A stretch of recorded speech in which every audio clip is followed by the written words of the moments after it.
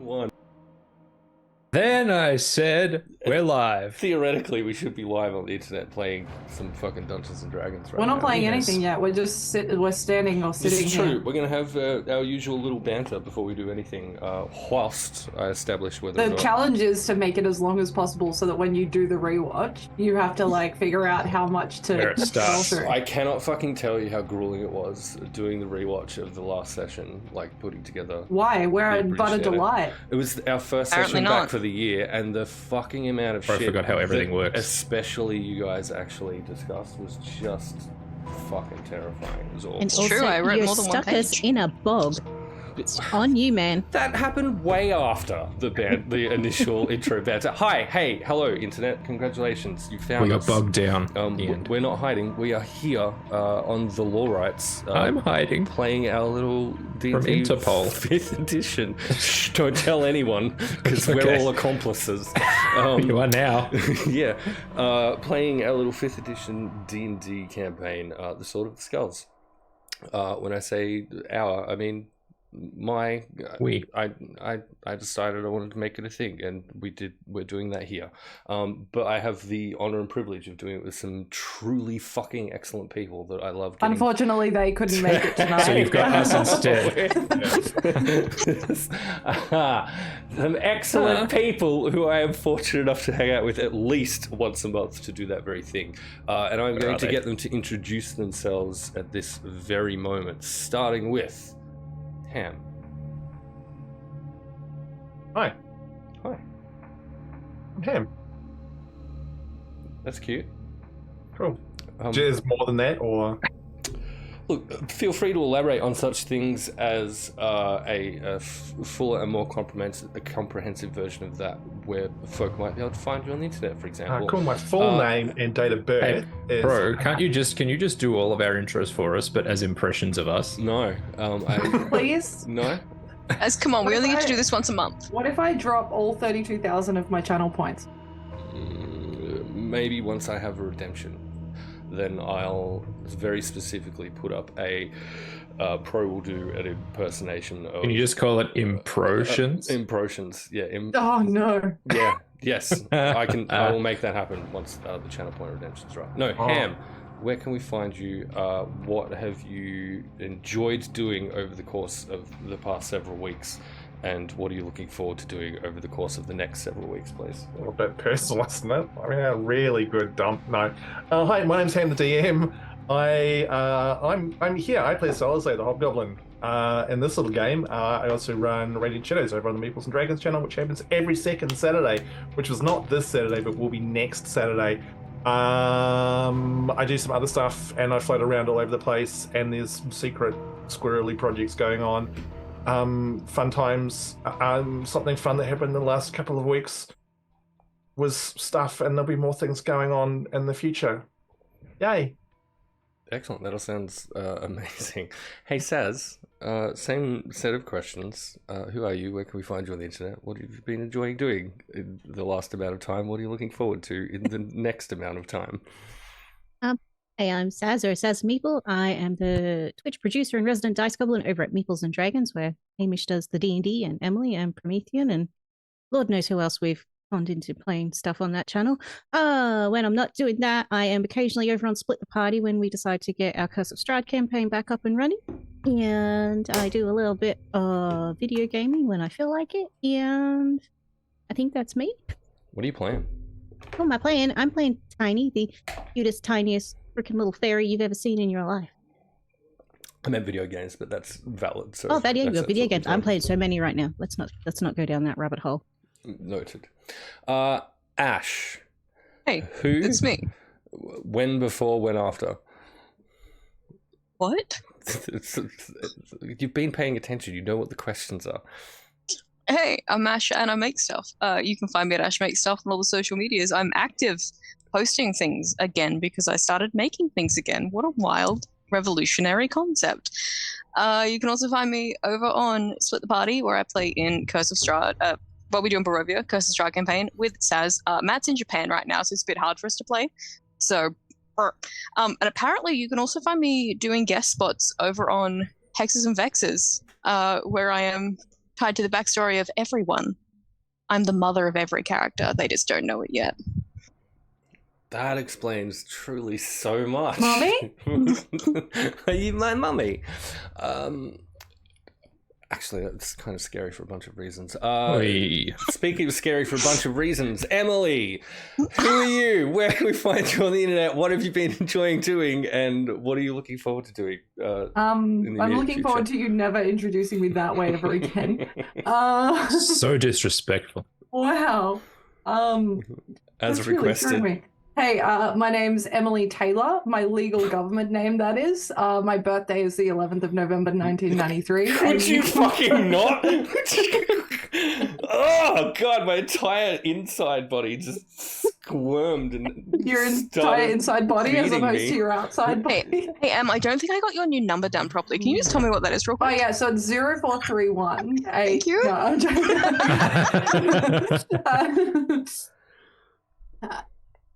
Yep. I feel sick.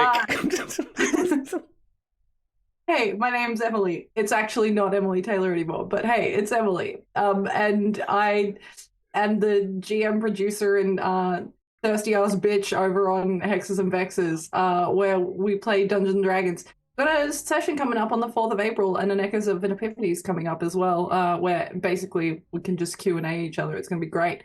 Also over on Meeples and Dragons, also here. And various other places that will have me and haven't banned me from their streams yet. I think yet is important. The yet is important because I'm really teetering the line for Date Dungeon. Like, at some point, they're going to realize that I should never be back there ever again. They're Irish. If there's anywhere where most of us are safe, I feel like it's going to be there. I think you'll be okay. Hey, MVCDM, you beautiful, truly gorgeous human being. Would you like to explain, please, who you are, where we can find you, what you've enjoyed doing, and what you're looking forward to, please? Hi, I'm NVCDM. My life is a joke. Does that cover both directions of time? Correct. You can Okay, find me on okay. social media that I may or may not use at that NVCDM. But for the purposes of here, the most important thing is my character. Mm. So without further ado, oh, speaking of plants and wearing nothing but pants, it's Vermilion. So, is that it? We just get Yeah, a that's single line? Great. Okay. Just love get one that. rhyme today because I couldn't be asked writing a second line. Excellent. Thank you very much for that. I appreciate it. Hey, we're going to do a little bit of a recap of what has occurred in the past. In our last Can session, we more have specifically. NVC do it in Vermilion's voice? No. Why not? Wow. No. Why not? No. Probably Okay. have to send me the notes. When I get the channel redemptions up and running, you can redeem an impersonation of Vermilion, and we can do a Vermilion attempted recap then. No, I wasn't asking you to do it in Vermilion's voice. I was asking you to provide the goods to NVCDM. Yeah, okay. Listen, to if do you the want report. fit Hey, if Vermilion was to recap the events of last session, how would that sound, NBC? Look, there would be a lot of egg talk. Do you want to hear about eggs for 10 minutes before we start and no plot points? And that's why the answer is no. I will say, though, there is some very fine quality social media content about the MVC egg situation. Should you wish to go find it. Speaking of social media content, did you post that we're live? Yes. The Okay. Just Yes. M checking. in NVCDM stands for egg. Feel free Yes. to also do that so that the rest of the world knows that that's happening. Just keep Yeah, because no one yelling. pays attention to Promethean. It's just, Who? yeah. This is true. Right? In Who is case this you're guy? wondering, hey, hi, I'm Promethean. There's zero in it. Nobody pays attention to me.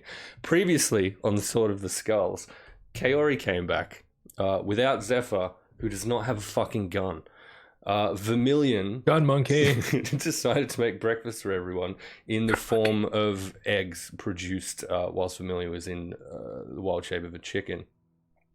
Lilith spent that entire morning ritually casting Identify on a handful of items in Lilith's possession. The Portrum Prison Ring, the key essentially to the Portrait Prison, currently sitting on a wall behind, presumably, Valkyr.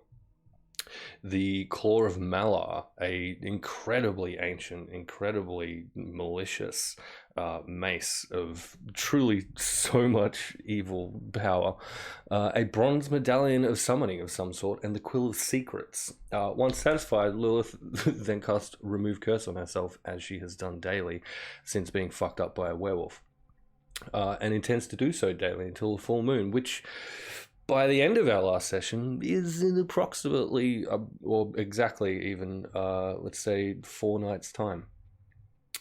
Salazar checked in on Kaori, who explained that Zephyr had gone missing since the fire at the blacksmith, which was why she took so long rejoining the party. She spent some time looking for the monkey before attempting to track the party down. Salazar talked the crew through their travel options into the Fabog on their quest to find the hag Mud-Eye Maggie. One path could take them directly into and through the Fabog to the area that they were seeking, or a more civilized route that might have taken longer and would have them pass through more populated areas on the edge of the Fabog, some of which Salazar is familiar with.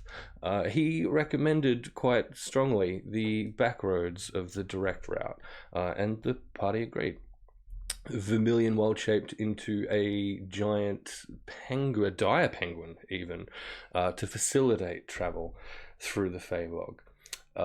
Where early in the first night, Kaori was the first to misstep and began to sink into the peat. Rescued by Lilith with the help of a rope, hilarity/terror ensued. Some folk nearly got sucked into the mucky bog. Other folk tried to do cool acrobatic flips out of a cart and landed flat on their face, and then got sucked into the mucky bog. And others found safety and safe purchase. Eventually, the entire party successfully navigated the dangers of this particular area. Vermilion resumed his true form and cast Speak with Plants, aiming to convince the plants of the area to help the party navigate this section of the Fabog. They declined. Vermilion, in fact, mounted a daring rescue of Malia, who had been sinking into the bog, casting Water Walk, and Malia was then successfully disgorged from the watery depths. After this very intense period of time, Sal recalled Feyburgians from the east, describing bog thongs that might make the rest of their journey somewhat easier, in addition to the relatively more secure terrain that the party have found themselves in as the area becomes more wooded. And Sal suggested it might be a wise idea. Wait, no, that's the wrong bit. Sure, let's do that. Excellent. Hey, it's done. Bog thongs exist. Everyone's wearing them. It's amazing. Lilith, on their travels with Druidcraft, created a concoction intended to keep the bugs of the Fabog away, applying it to the hair of the party members. The group continued through. Some days into the journey, Salazar, Tinywing, Lilith, and Vermilion felt via their connection to nature and the weave a magical absence of a kind, something that should be in the area, but is not. Tinywing, especially, found herself inexplicably disappointed and robbed even by this absence. Salazar, looking to understand the mystery, turned his talent for time to a gnarled and twisted tree in the area, hoping to glean some insight from the events of the last 8 hours.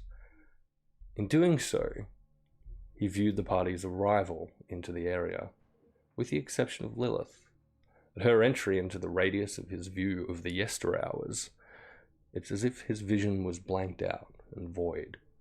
He tested this against a dagger that Lilith carries and found similarly he was unable to discern even a single moment of the past surrounding the dagger or of Lilith herself. His curiosity aroused by the unsettling of the party members most closely affiliated with the Fae and conversations with the wildlife of the area indicating that visitations of friends from the other place or the Feywild have been lesser or entirely absent recently, Vermilion devised a plan. Stepping outside of the protective dome cast by Lilith for the evening, with Tinywing, Sal, and Malia following to observe, he cast Summon Fae. The weave struggled, unable to reach the Feywild from which such spirits would typically be drawn. then lashed wildly at the protective dome cast by Lilith, startling both Kaori and Lilith still inside. The spell then reached deep into the earth, and Vermilion felt the spirits of scores of thousands of ancient, aching, screaming Fey spirits feeding the bog from below. And it was from these that the spell ripped a mirthful spirit to obey Vermilion's command. And with that, love the girl here. Let's play some fucking D&D. First, Ash, can we get a musical intro, please? Yep, hang on. Why is my ukulele so far away? Oh my god. This is on me. I cleaned today, so everything's out of place. Hey, that's fine. Gated Work? out, but it's fine. Fuck. We heard it in our hearts. No. Nope. No. Sadness. That we got. Yep. Okay, good, excellent. Excellent, done. Hey, a couple of things are going to happen really quickly in sequence. First of all, so Vermilion having, Wait, I get to wear sequins?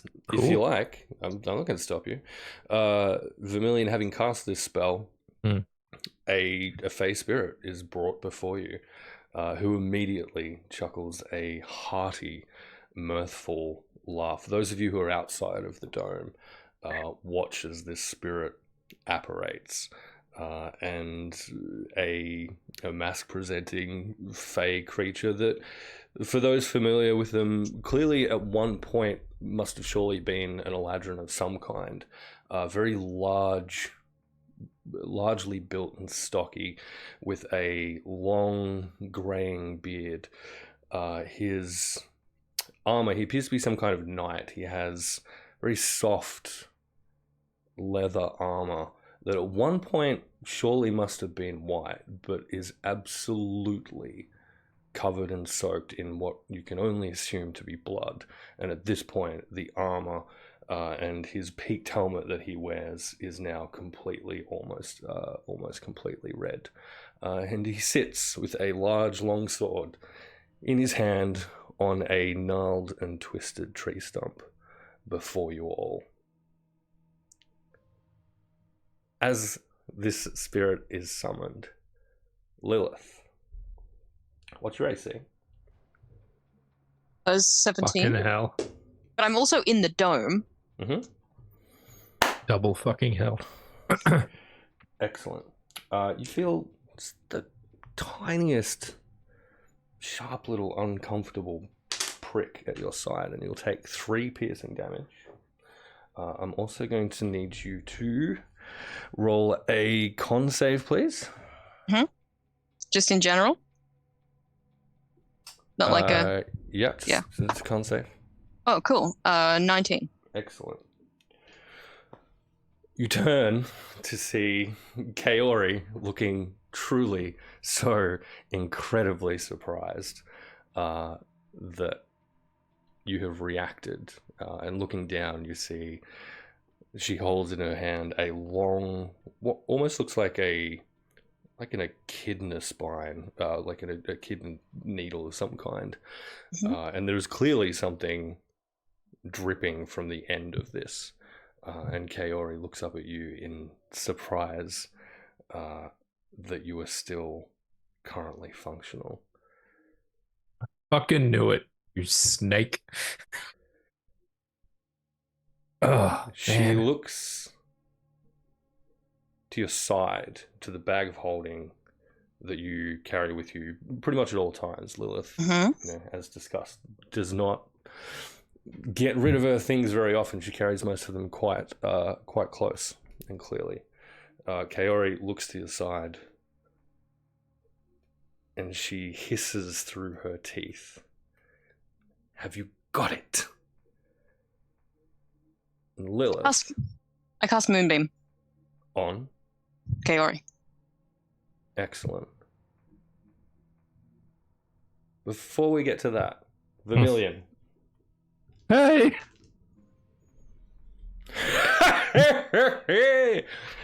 Greetings. Hello. Wow. Sorry, it was truly a traumatic sight to see you dragged out of the bog, as opposed to from the Feywild, which is what was supposed to happen. Sorry. So, who are you? And by that I mean, what is your name? It's a very good question because I don't have my notes in front of me. I'm like an idiot. Hang on, give me a sec. I literally have all this sitting No, here tell me ready to go. immediately. And yeah, hang on. Of course. Well, my name, of course, is Yolnir, otherwise known as the Winter Knight, at your service. Okay, what are you doing in the bog? Lilith, the dome drops. You hear that as it is spoken. Malia, you fall backwards immediately, having been lying against the outer edge of the dome. Not possible. Flat on your ass. If you've cast a spell, does that not remove the dome? No, it's not concentration. Oh, is it not concentration? No, it lasts for 8 hours, but also it's not possible for Malia to lean against it because she has permission to move back and forth through it, so it's not solid for her. She had decided that it was solid for her in the last session, leaning up against it. I don't think that's how it works. Yeah, it's a decision-making Okay. thing. It's fine. Okay. Cool. So how does Moonbeam in this dome work? Well, I cast Moonbeam. It is a 40-foot high cylinder centered on a point within range. Okay, great. That You can't point is- cast spells out of it, though, right? No. In which I have case, it to- is not 40 foot high. It is entirely contained within the dome. Yeah, which I think is where is Lehman's? Lehman's is 10 foot high, Correct. What's the radius of Moonbeam? 5 foot. Okay, So I'm positioning it to not One hit me, person. excellent. back enough to hit Kaori. Brilliant. In which case, the Moonbeam will hit the very outermost edge of the dome and Kaori, and you will have literally 5 feet distance between the edge of the beam and yourself. Magnificent. What's the... It is roll a for Constitution Moonbeam? saving throw. Sure, one moment. The DC is 45. CC is- is 45. What is the DC? That's a really good question. Oh, so we're just not believing me anymore, are we? 16. Okay, 24. That's okay, because you still take half damage. I just need to find my d10s, because I wasn't expecting to cast this spell. That was just the smart one that I could think of. Also, just in case, shape changes make their save with disadvantage. Which would be useful if this was a shape changer, I guess. That's fine. That was the whole reason of... So that was 10 on the dice, so it's going to take 5 radiant damage. Okay, great. Magnificent. Vermilion, the face Hey. spirit has introduced themselves as Yolnir, the Winter Knight. It is clear from the enunciation and your familiarity with the way that Fae speak, winter, in this case, is spelled with a Y.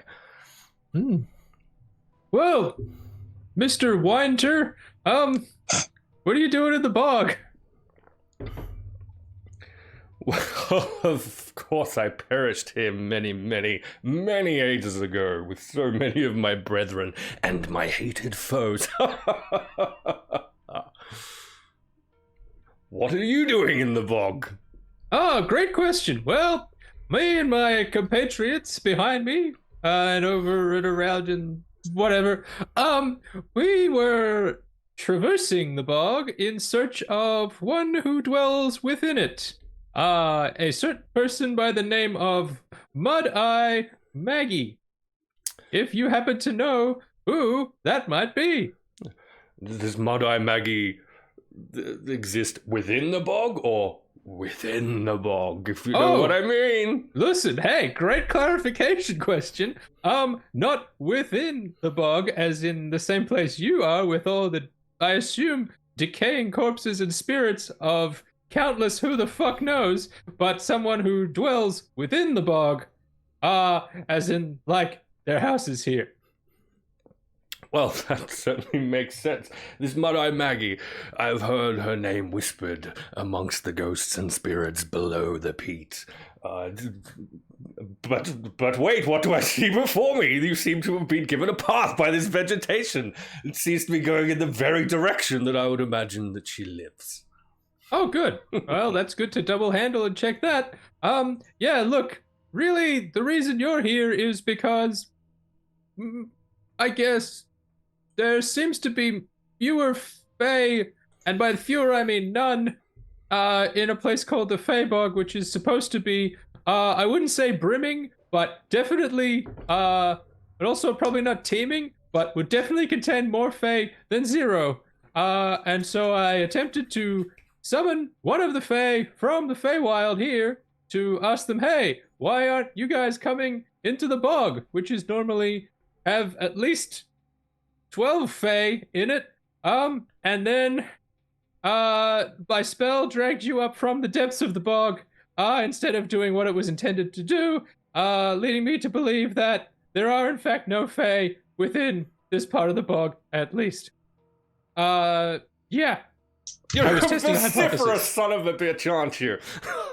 Look, I cannot express how much I wish I could help you in this matter, but it does definitely feel as though there is some disconnect between the natural wonder of this glorious place and that place you call the Feywild, my original home and where my living self, I'm sure, now resides in true glory and splendor after my many deeds of greatness in the terrible battles of the past.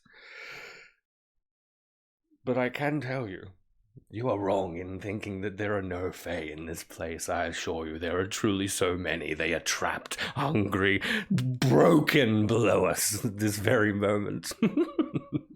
Okay. Do you have Lilith. any light of Fae? Actually, no, Salazar. Can you roll me a perception check, please, at advantage? Sure thing, boss. All right. Okay. I believe I get a penalty on my perception check if I remember correctly. Yes, I do. So that's an 8. Advantage. Excellent. Look, Salazar has... okay. He's very focused on this Fae thing that suddenly popped up. Like, this would be something he has definitively never seen or experienced in his existence in this place, I would imagine. So he'd be very focused on that. Yeah, quite fucking clearly. He's zoned in on what this dude has to say to Vermilion, I guess. That's unfortunate, but here we are. Lilith, you've On your cast own. Moonbeam. Yeah. So every 6 seconds, Kaori's going to need to make another Constitution saving throw or move out of the beam.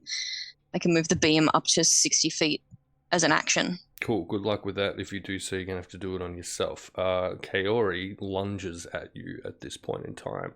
Mhm. It's going to be a Yeah, I am- grapple check, I guess. Let's do some Oh, contended God. strength, shall we? Oh, good. I'm so good at that one. Strength saving throws, strength check. It doesn't matter. Do a It's the same. strength check. It's going to be contended strength. You're not going to believe it, but I just rolled an 18, Excellent. which is a 16 with my -2 modifier. Right. You're not going to believe it. I have rolled with a +4 modifier 5, 9, including that +4 modifier. So Kaori essentially lunges into you out of the moonbeam successfully, and into you, and just kind of, and then just falls immediately to the floor. Into the moonbeam. Not back into the moonbeam, but she does take that opportunity to reach at your bag of holding, and again, did you fucking get it? And looking down, Lilith, you see, for the briefest of moments, long, grey, wrinkly claws from the edge of your bag of holding, and a wisp of straggly, wet, sweat-ridden hair, both slip and disappear back into the bag. Is there a fucking bag man in my bag? Oh no. And at this point, Kaori stands between you and the moonbeam, dusts herself off real quickly. Everything about this right now is incredibly fucked. And just passing her hands over her face, you no longer see Kaori. You Let's see fucking do it. a satyr with whom you are immensely familiar. You little goat fuck. Although Inflict wounds. 2-3 decades older than I don't you care. recall Inflict them? wounds. I don't care. Inflict wounds. Inflict wounds. I do not fucking care. Fuck this guy. Inflict wounds. Absolutely. Okay. Inflict wounds. Run me through it. Third level. Right. Okay. Does a 17 hit? Wait, is it still plus 8? Yeah, does a 17 hit? It will. Okay, cool. That's 5d8. Give me 1 second. I gotta find all these because I cleared out.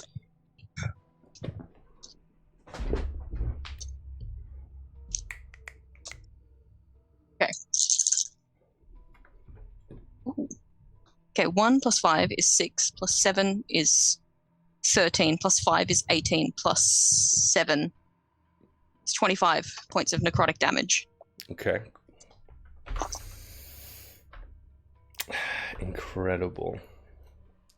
I fucking knew it, you son of a bitch. Was it 25? Yeah, points of necrotic damage. Okay, excellent. We'll do a couple of things here first. So, firstly, as a bonus. No, what? I'm sorry. As a You did it. bonus action, Oh. the clearly poisoned dart is going to be jabbed in your direction again. As a free action, I would like to drop the dome. Sure. There's a lack of concentration. We can totally do that. 1 moment. Mhm. Ooh, okay. Is a 23 gonna hit? Oh, I don't know. No, silvery barbs.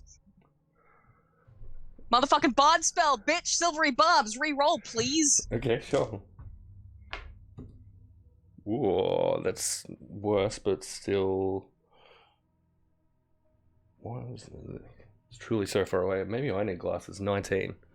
Yeah, that is still gonna hit. Okay, excellent. You'll take another. Whoa.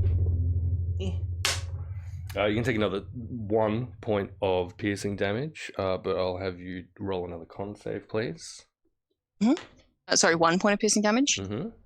Okay, I'm also giving myself advantage on my next attack from silvery barbs. Sure. Ooh, not good. 12. Just gonna bring this up here so I don't have to keep looking down. Okay, excellent. That's going to fail. Can I get you to roll 2d6 for me, please?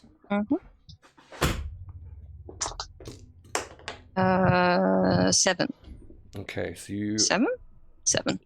like a fairy princess immediately fall asleep for 7 rounds, essentially. So I have immunity to magical sleep. Which would be great if it was magical sleep.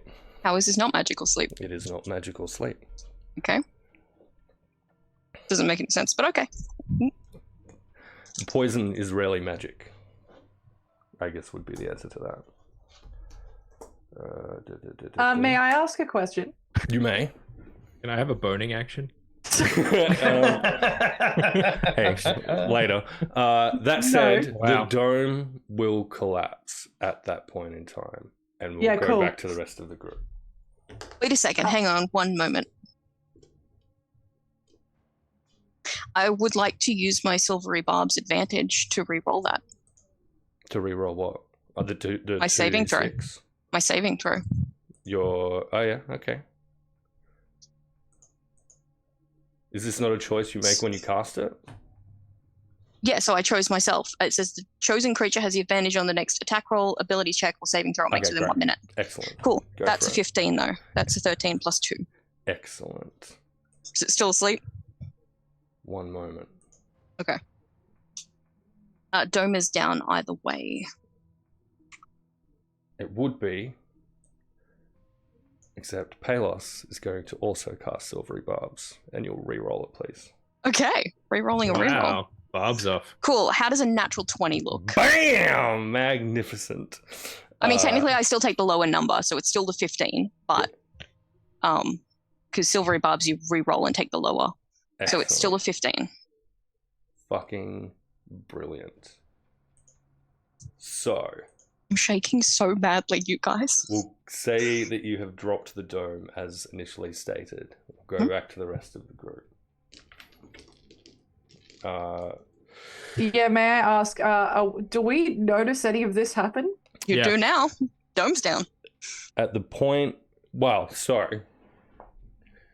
I just want to like a vibe check on what's going on. The dome will drop, but at this point, there's been no sound or anything. Well, actually, no. What you would notice probably is, we'll say, the sudden appearance of now a 40-foot high moonbeam becomes fairly evident to all of you. I don't fall into that, do I? Leaning on the fucking dome. Roll a dex save. No, absolutely not. Oh god. That'd be hilarious. Lilith kills Malia. Okay, so like scene wise, is Lilith on the ground? Like what do we see? in Lilith this won't moment? be on the ground. There will be the moonbeam directly in between the moonbeam and Lilith. A satyr who looks kind of haggardly. He doesn't look super healthy at all. In human terms, you'd age him at maybe, I don't know, early to mid 40s, I guess. Mhm. He is holding some kind of large needle of some kind, and he has a look of absolute surprise and shock on his face at this point in time. Great. Does he look? He looks super aggressive towards Lilith, right? That's a thing.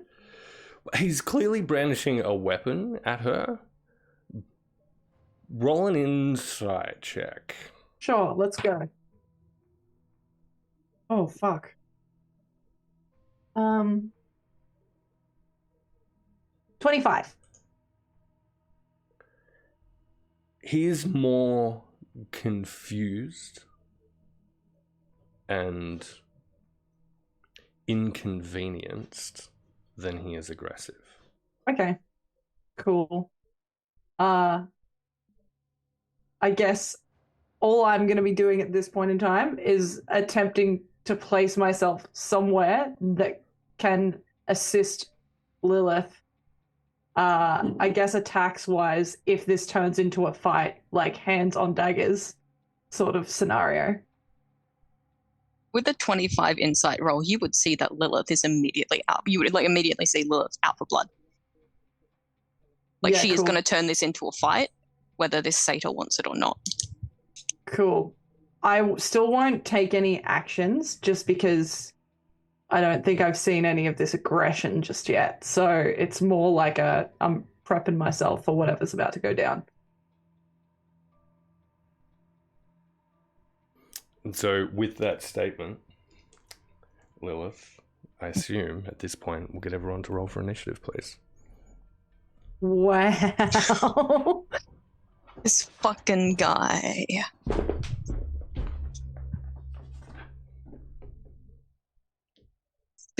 I just want you guys to know, this is the second time that I've said something to Promethean after a game, and then it's You've been happened right. in the game. Yeah. You were this is talking the to me about second this time. specific thing happening. Yeah, this is the specific thing that I thought was going to happen has happened. It's bold of you to assume that I got dice out.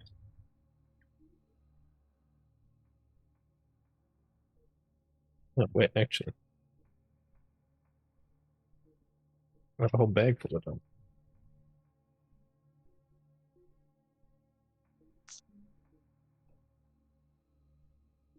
All right, I'll get everyone's initiative, please. Go for it. We'll just go around the table. So, Ham, what'd you get? 18. Beautiful. Tiny Wing. 21. Excellent. Malia? Also 21. Look at you all go. Vermilion. 18. And Lilith. Happily in the middle, 19. Okay, great. All right, so we're going to start. Who has the higher dex between Tiny and Malia? I would assume Malia. I have 16 dex plus your Same. modifier. Same. Excellent. Rock Excellent. off. No, they're the same. Yeah, up to you, buddy. You let both me know what you want to Hey, do. listen, both you just roll a d20. Go. Okay, let's go. D20's not even here. I just got a natural 20, so what a waste. I got a 5. What a Okay. waste. What an Malia. absolute fucking waste. Malia, you have an opportunity to do a little something if you like. I think I will be sticking by what I've just committed to, which is I will hold an action, placing myself kind of like if they're kind of standing up against each other, I'm off to one side sort of thing, ready to stabby stab if this guy makes any aggressive actions towards Lilith. Mm-hmm. That's it. Tiny Wing, what would you like to do? Tiny is not going to jump in and hurt somebody when she doesn't know what's going on. So she will be sitting and waiting in confusion. See what happens. Okay, excellent. Which brings us to Lilith. Yeah. What's your dex? My dex is +2. Okay, I'm gonna get you to roll a d20, please. Oh, fuck. Oh no. 13. 17. Okay. Palos. Hmm. Backs around the radius of the moonbeam, somewhat, taking the disengage action to do so. Hmm?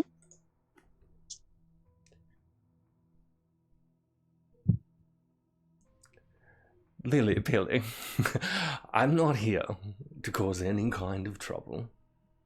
I just needed to collect something. Tell me that again, you goat fuck, and I'll remind you why Mother kicked you out to begin with.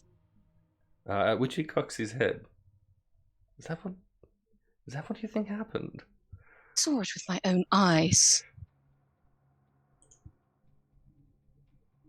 Interesting.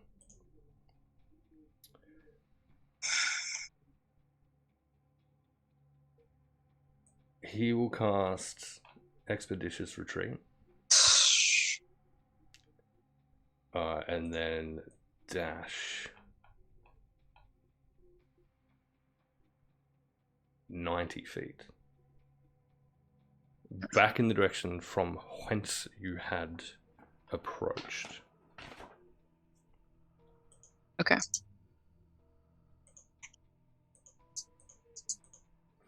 Next up, Lilith. So you're up. What you Do got? I have line of sight?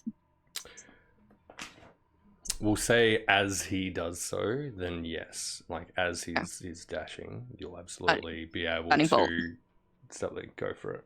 I'm going to cast it at 2nd level. Mm-hmm. I'm making sure to mark it off my sheet so no one can be mean to me. Okay. Cool. 16. 8 and 8. 16 will hit. Okay.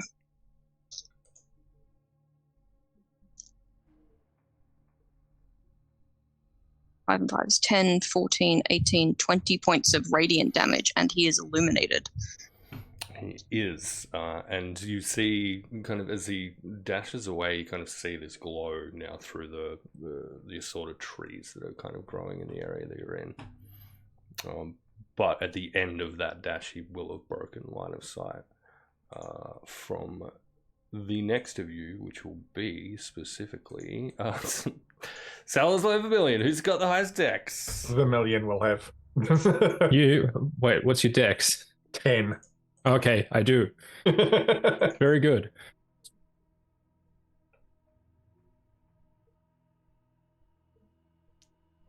That's all. Excellent. Okay, no. So, hang on. I just need to check something very quickly because I need to work out if this Fey Spirit acts on my turn or after my turn. Great question. I think it's same initiative, but it acts immediately after me. Yes. Okay. So, and how far away would this? I assume, like, now that the dome's dropped, that I noticed that there's some weird satyr dude running off, like a little scamp. Yeah, I think pretty safe to say Hmm. between the conflict, the appearance of the moonbeam behind you, which the face spirit would have reacted to, kind of looking past you as well. Yeah. So you would have clocked that, turned, seen this satyr, and witnessed this interaction between them. Yes. Okay, so how far away is the satyr now? 90 feet. 90 feet from us. Okay. In that case, what I would like to do is, having noticed that Lilith seems to be pretty keen on impeding this satyr's progress of getting away. He was also Kaori. Like, Yes, Kaori was in the correct, dome, now correct. Kaori's No, not yeah, I there. get it. Yeah. That Vermilion will not immediately be aware of. Yeah. And Vermilion is nothing if not impulsive. And so I think it's going to be a case of Tony the Winter Knight being like, all right, bud, we're up. And then Vermilion is going to use Wild Shape to turn into a warhorse, which doesn't break concentration on the spell he's already cast. Mhm. He's going to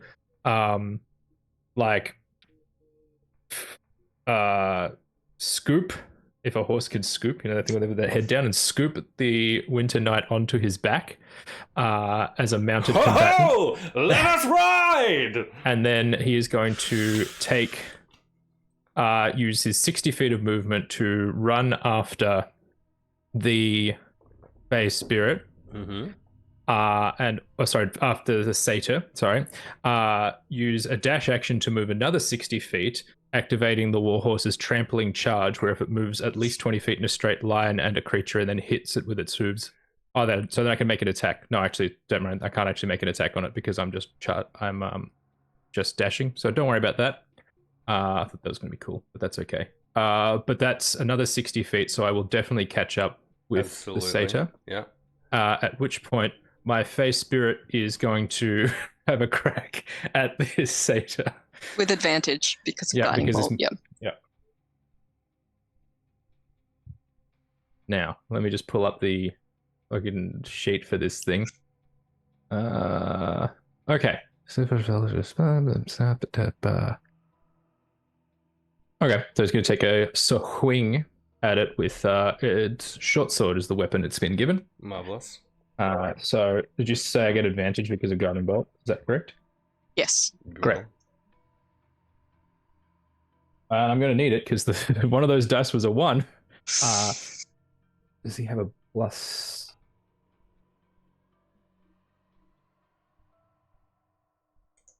Oh, my spell attack modifier to hit. Okay, great.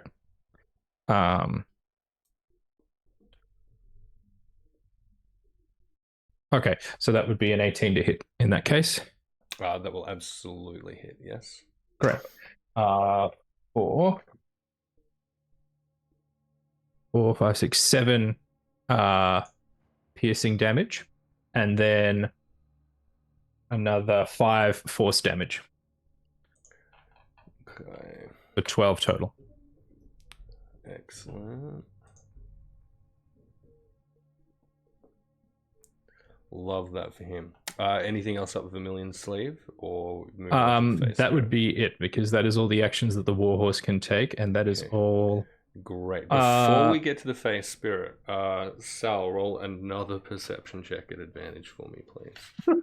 As this warhorse carries this jolly, blood-stained face spirit past you, wielding his giant longsword. In fact. Oh, 7. Fucking hell. Enamored, truly enamored by Vermilion's wherewithal. As they ride past. Sorry, as you were, NBC, with the face spirit, go for it.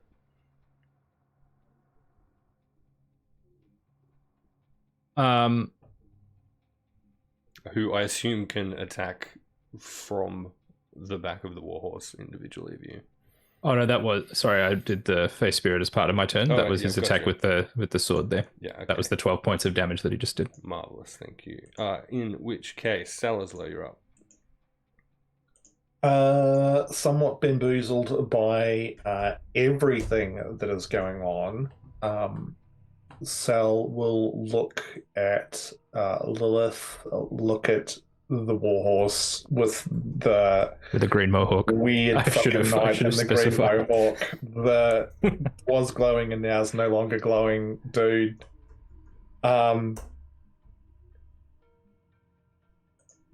Can I see this little satyr fellow?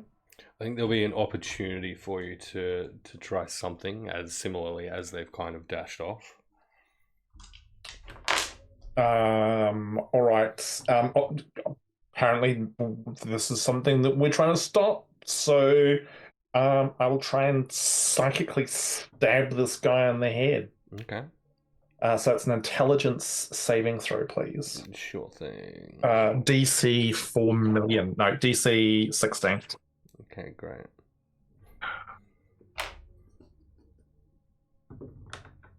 Oh, it's 19.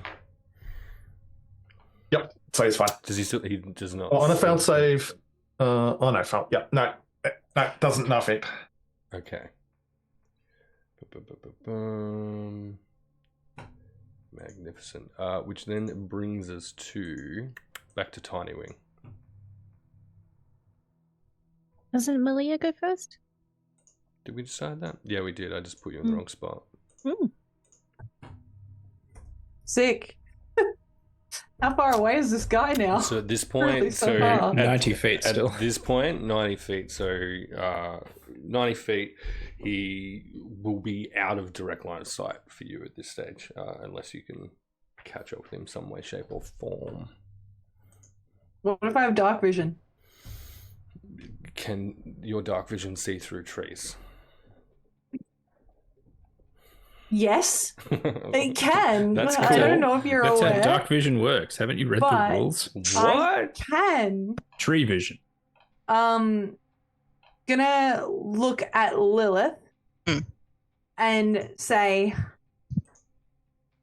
are we committing to taking this guy down? Is that what's happening? I'll never catch him. He's a coward. I'm going to Horse noises. Wow. From my things that I assume are just nearby, I'm going to pull out a short bow and fucking leg it 35 feet. Okay. And attempt to catch sight of this guy so I can shoot an arrow at him. All right. You are a fucking bounty hunter, right? Yeah. You will be able to Since position when? yourself in such a way that you can obtain a line of sight on this creature as Excellent. it runs. So yes, go ahead, take the shot. I'm going to shoot at this guy's ankle in an attempt to trip him up as he's running away, if I can. Sure, try. Go for it. Yeah, I will. Oh, you idiot. That was to me, for the record. I did a dumb I didn't thing. hear what you said because all I could hear was rolling plastic against the table for a 19 to hit. Oh, absolutely will hit. Okay, great. Yay, max damage for 9 points of damage. How dare you? Maximilian damages. If I can prioritize like tripping him though, I'm happy to negate damage in exchange for doing so. Okay. I'll take that. You take the ankle. He absolutely stumbles. Vermilion as a warhorse, can we get you to do a dex check, please, as you're You thundering absolutely down behind. Um, I This is also why I didn't close it down. Dex. just realized as well that because I do this thing when we play D&D where I forget a bunch of stuff that I can do. Same. Right? Evasion? Same. Hard same. Yeah. So as it turns out, I have cunning action. So I'm gonna take my bonus action to dash another 35 feet and get Okay. nice and close, which would be 70 feet in total. Great. So at this point, you will be a mere 20 feet away. Yeah, Wonderful. that's my entire turn. Would you roll a dex save, NBC? 19. Oh, easily. You are the most graceful of fucking war horses with a green mohawk, and not only managed to avoid stumbling yourself as this satyr falls before you, but probably get like a good little fucking hoof squish in on his groin while you do so. Right in his satirical nods. Correct. Malia, anything else? No, I am satisfied with what I've done. Brilliant. Tiny Wing, you're up. Tiny, seeing everybody going after this guy, will just follow suit. She's going to go her 30 feet, which will bring her a little bit closer. Not that it matters, but hopefully she's got line of sight so she can Eldritch Blast. We'll say I think Tiny's ability to kind of fly and get kind of above the tree line will give her the ability to do that. So yeah, go for it. That would be cool. All right. That's not going to hit. That's 11. Correct, it will not hit. Damn it. But some gnarled fucking trees next to both Vermilion and Palos are absolutely obliterated. Sorry. Leaving smoking husks of bark in the mucky bog. Now, Palos's turn is up next. I guess having fallen, he's gonna have to burn an action to then get up, right? From prone. No, it's half of his movement. Half his movement Oh, well, to get that's up from prone. Easy. Okay, give me a sec. Let me do some maths real quick. We'll round it down. Okay, which he does. Math in a role-playing game? Yeah, how fucking dare you?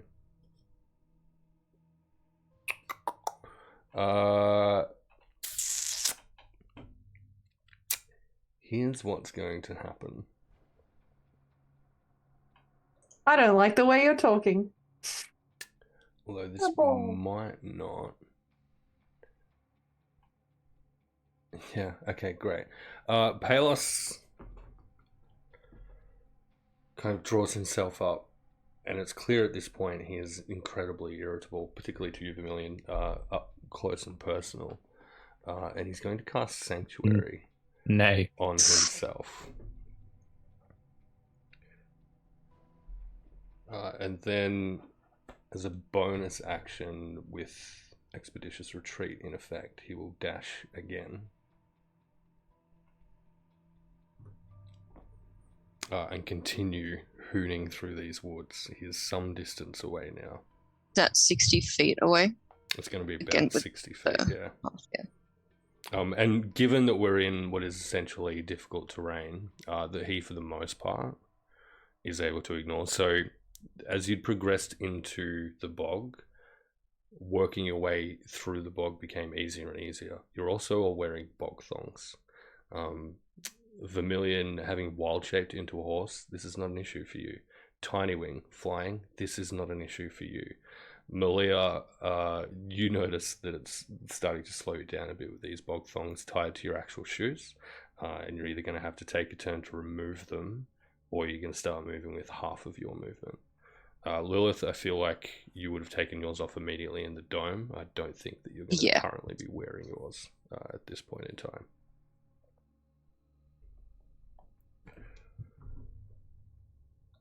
From there,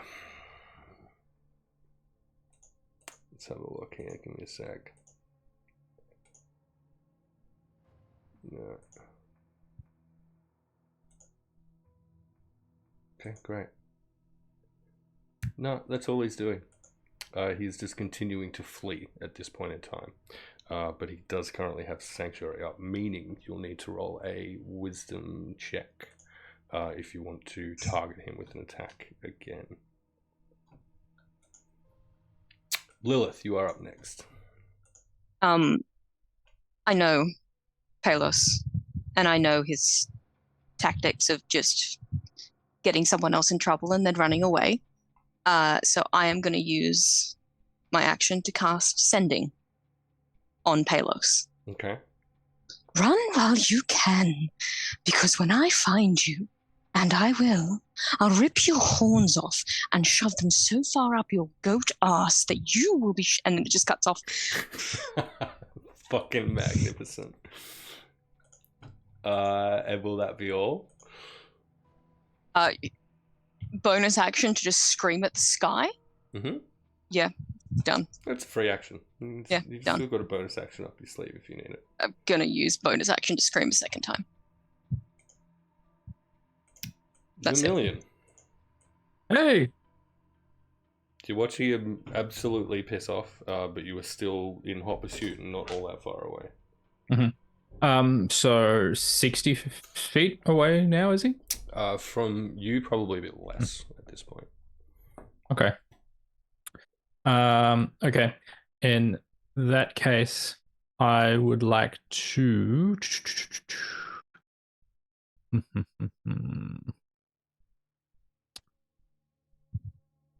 chase after him as a warhorse. And if he is within 60 feet this time, Mm-hmm. then as a warhorse, I can do a trampling charge. Which means I'm going to ride basically straight at him and make a hoof attack. Mm-hmm. Which, if it hits, he'll need to make a strength saving throw or be knocked prone. Okay, go for it. So that is 16 on the dice. Moves melee weapon plus 6, so 16 is 22. Yeah, you rush up on Palos, and you've noticed he's kind of stopped and turned as though he's listening to something, and has truly a disgusted look on his face. And you roll up on him and absolutely just bury a hoof directly into him. Okay, so he needs to make a strength saving throw, Mm-hmm. the DC of which is 15. Yeah. 13 plus 4 will make it a 17. That's fine. So he saves, so he's not going to be knocked prone, but will take 2d6 plus 4 of bludgeoning damage. Oof. 2, Go for it. 6 plus 4 is 10 bludgeoning damage. Mm-hmm.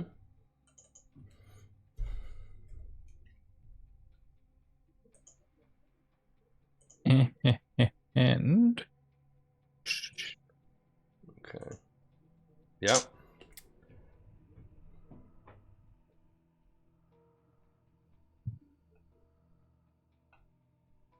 and then my Fey Spirit is going to use a bonus action to Fey Step, which is to teleport up to 30 feet into an unoccupied space, which will be, for this effect, the other side of the satyr to Vermilion the Warhorse.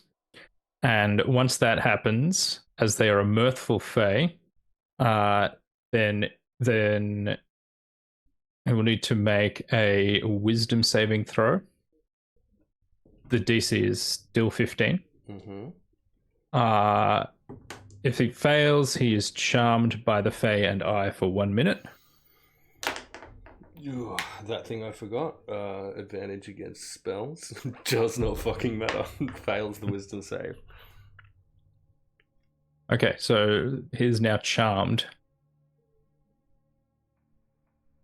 Excellent. Now, I just need to remember what happens if that occurs. Yeah. Who even knows what Charmed does? So cool. Yeah. You guys are just best friends now. Yeah, apparently.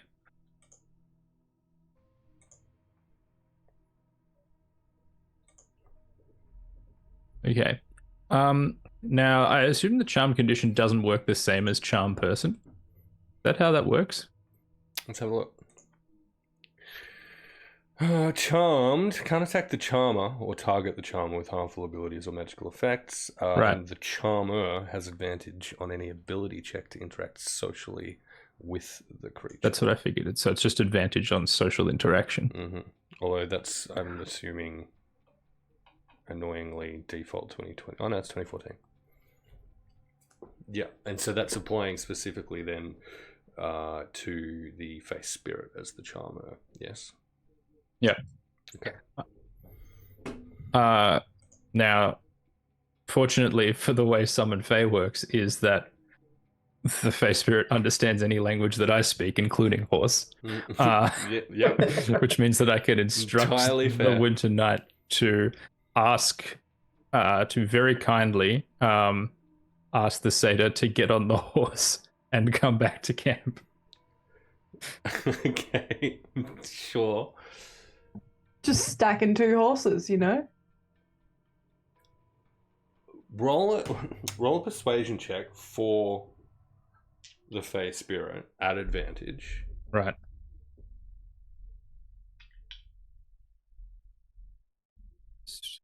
Persuasion. So, at advantage with a +3. This rolls an 18 plus 3 is 21. And we'll see if I can do better than that. No. So 21 it is. Absolutely obliterates any potential form of defense that Payless might have employed. His shoulders slump. He breathes this sigh of resignation, trots over to the fucking horse, and just jumps up on the back. Doesn't mount it. He's just jumping up. Just standing on the horse. Just fucking weighing himself over the back of this war horse at this point in time. Mm-hmm. So I'm imagining him standing on the horse, T-posing like a Skyrim witch. Great. Oh dear. And then we're going to clippy-clop carefully back to the fucking rest of these idiots. Okay.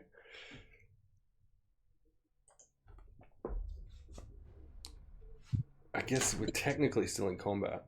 I just need you to know I'm so fucking impressed. And also a little attracted to Vermilion. Till he talks again, but you know. Just... He'll whinny at this point in time. Salazlo is next up in initiative. Sal, roll me another fucking perception check at advantage, please. Still with advantage? Yeah. Please roll better. You don't have to, it's fine. Oh, that's a 17. Magnificent. As this warhorse clops its way back through the Fabog to you all, this fucking mirthful face spirit on its back, and now also a satyr just splayed across the arse of this horse, just kind of jumping up and down, clearly bleeding and in a very unhealthy state at this point of time. Something catches your attention, and the specific something is the longsword that the Fae Spirit holds aloft in mirthful victory. You know this sword, or something that seems truly similar to this sword. You are fucking wearing this sword, albeit a slimmer, smaller version. It is the very same long sword with mithril and silver handling. It is absolutely the sword that you've been carrying at your back for all this time. It's also your turn. I mean, he didn't take off after everyone else, so yeah, so they'd be getting back.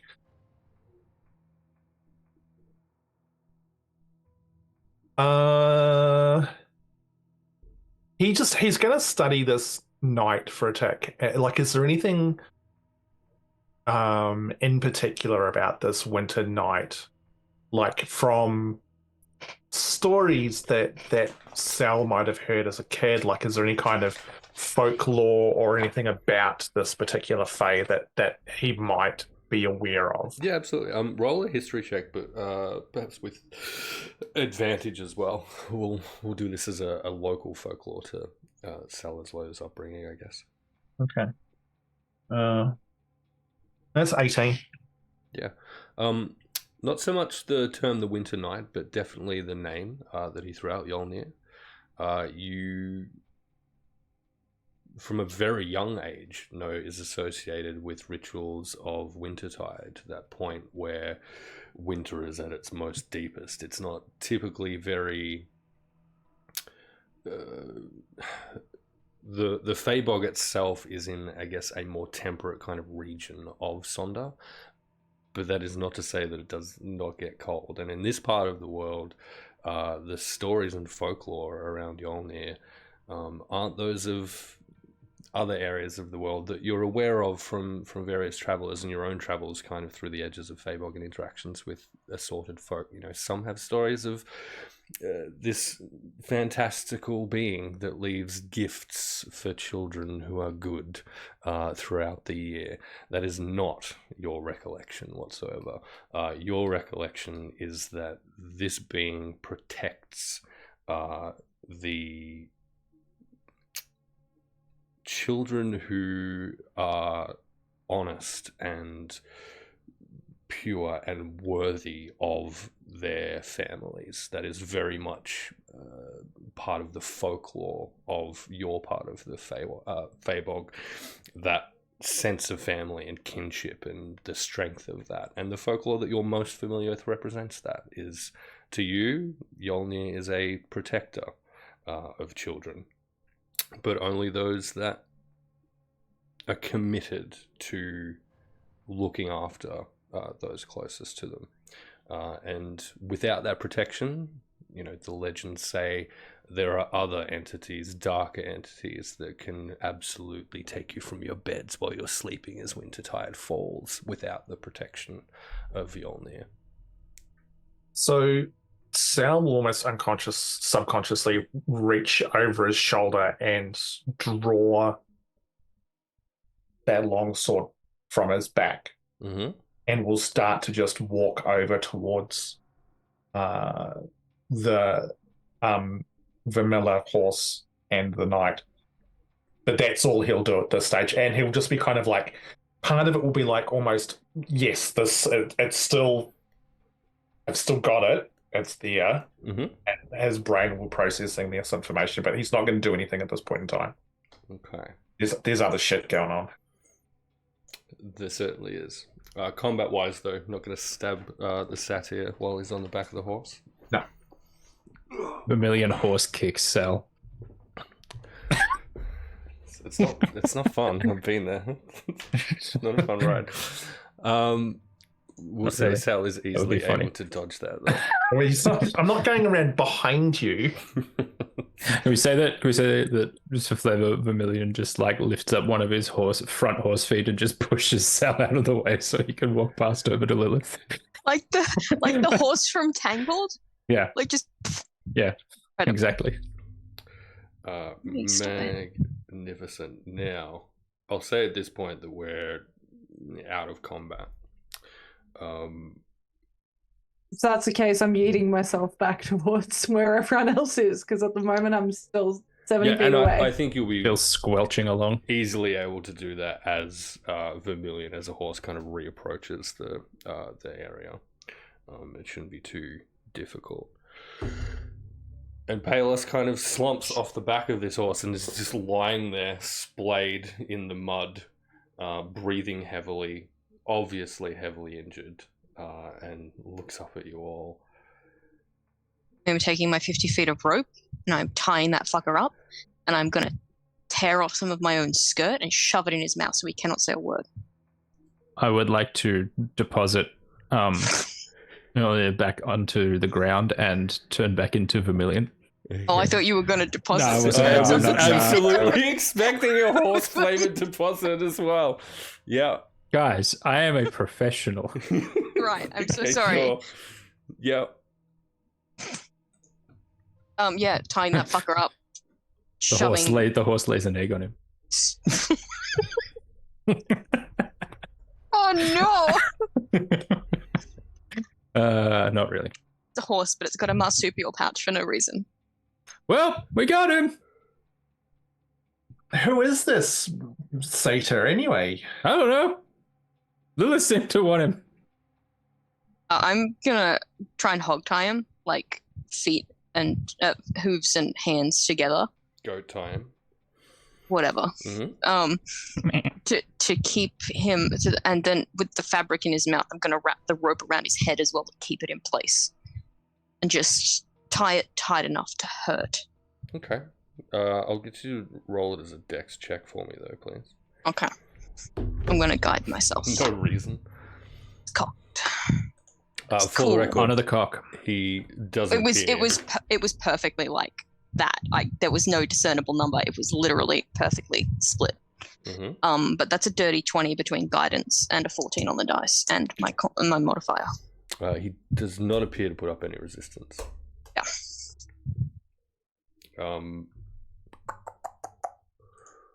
Magnus. With that done, Lilith turns back to the group and just kind of pushes her hair out of her face and, well, that was certainly interesting. Thank you all so much. Genuinely. He's put something in my bag, though. I'm just going to pull off the bag of holding and pass it over to Vermilion. There's a creature in that. Okay, what do you want me to do with it? I don't know. Maybe you know what it is. All right, sure. Thanks. I'll take the bag. Yeah. You have a bag and most of my magical items, all of my magical items, and possibly a demon. For the record, Promethean, my rope was in my regular pack, not the bag of holding. Sure, I believe that. No, seriously, you can check on my character sheet. Excellent. Also on my person is a box of baby teeth, apparently. Right. Thank you all so much. Vermilion, I'm going to cast a dome. You can figure out what that is. I'll be in there with you the whole time, but, you know, that was terrifying. Who is that? That is Bastard. That his first name, or? Unfortunately, no. Oh. Are we gonna get any more context, or is this it? Ladies and gentlemen, my cousin, Palos, who I hoped to never see again. Wow, do you treat all your family like this? Only the ones I really hate. Great. Why do we hate this one? Because he is useless. He was Okay, but I mean, you 15 can argue before the same thing about me. No, he was 15 before he cast simple spells. He was kicked out of the coven with his mother for being useless. Wait, is that it? Is that it? No, he was also fucking terrible. No, okay, but like Yeah, but terrible, like bad person. What horrible Yeah, evil like- did he do? He chased me into a spider's den when I was 5 years old. Okay, Well, I'm back on board with the tying up again. I was a little bit worried there. I just ran this guy down as a horse. Tired and gagged, Palos starts to chuckle. I kick him in the back of the head. Did he like betray your family, or I don't know, do anything that society would consider like illegal, or Want me to put him in the bag? or just generally terrible? Or did we just hurt this guy for like family drama? I think you'll find societal reasons vary from place to place. And yes, his uselessness was a bane on the hospitality of my good family. You cut I a guy's don't fingers wanna- off, remember, Malia? I don't want to pry too much. I'm just trying to understand who the good guys and the bad guys are right now, because I'm not feeling like a good guy. Then don't. I'm going to cast a dome around me and Palos, and we're going to have a little chat. And then, if he's dead when I drop the dome, he's dead. None of you have to be part of it. Okay, do you want some eggs for after? I feel like you got a real good passive insight due to being a wise guy. You can see Lilith clearly pondering, possibly cracking an egg over this dude's head. I do have a 14 passive insight. Good enough. Hey, Mr. Mathian, while this conversation is going on, Seleslow is actually, especially when there's this mention of family and stuff, Mm-hmm. is totally gonna just watch what Yolnir is doing as this conversation's going on and how he's reacting to any of this. He's standing truly so faithfully by Vermilion's side, awaiting further instruction. How long does the face spirit remain summoned for? 1 hour, up to 1 hour. Okay, it's still Or unless I, you know, decent amount of time. yeah. Yeah. At this stage, he is just quite dutifully standing and waiting, entirely passive, smiling ear to ear, Okay. mirthfully. I'll just sort of once sort of that conversation before it's died down a little bit, I'll sidle up beside Vermilion and just go, Vermilion, is it all right if I have a bit of a conversation with your new friend here just for a little bit? Ian kind of puts his hands behind his back and rocks back and forth on his heels. He's like, well, but isn't my good friend Sal coming here because you need something from all Vermilion? Well, I mean, I don't really need anything. It's just more of a curiosity thing. But Oh, it's up to you. You're the one who summoned him, so... well, I mean, he is here for like... Checks a watch that doesn't exist. A while, and really, the only reason he's here at all is because I was trying to see if there was any Fae nearby. So sure. Hey, my guy. Is he taller or should like? How tall is this compared to Vermilion? I just want to know whether I should look up or not. Let's see. Yes, he is taller by about Okay. 2 feet. Sure. Hey, my guy. This is my good friend Sal. He's kind of a knob, but he sounds like he wants to ask you some questions. So, if you wouldn't mind indulging in conversation with him, in the meantime, I think I need to get inside this bag and have a look around. Apparently, there's something in here we need to get out. Wait,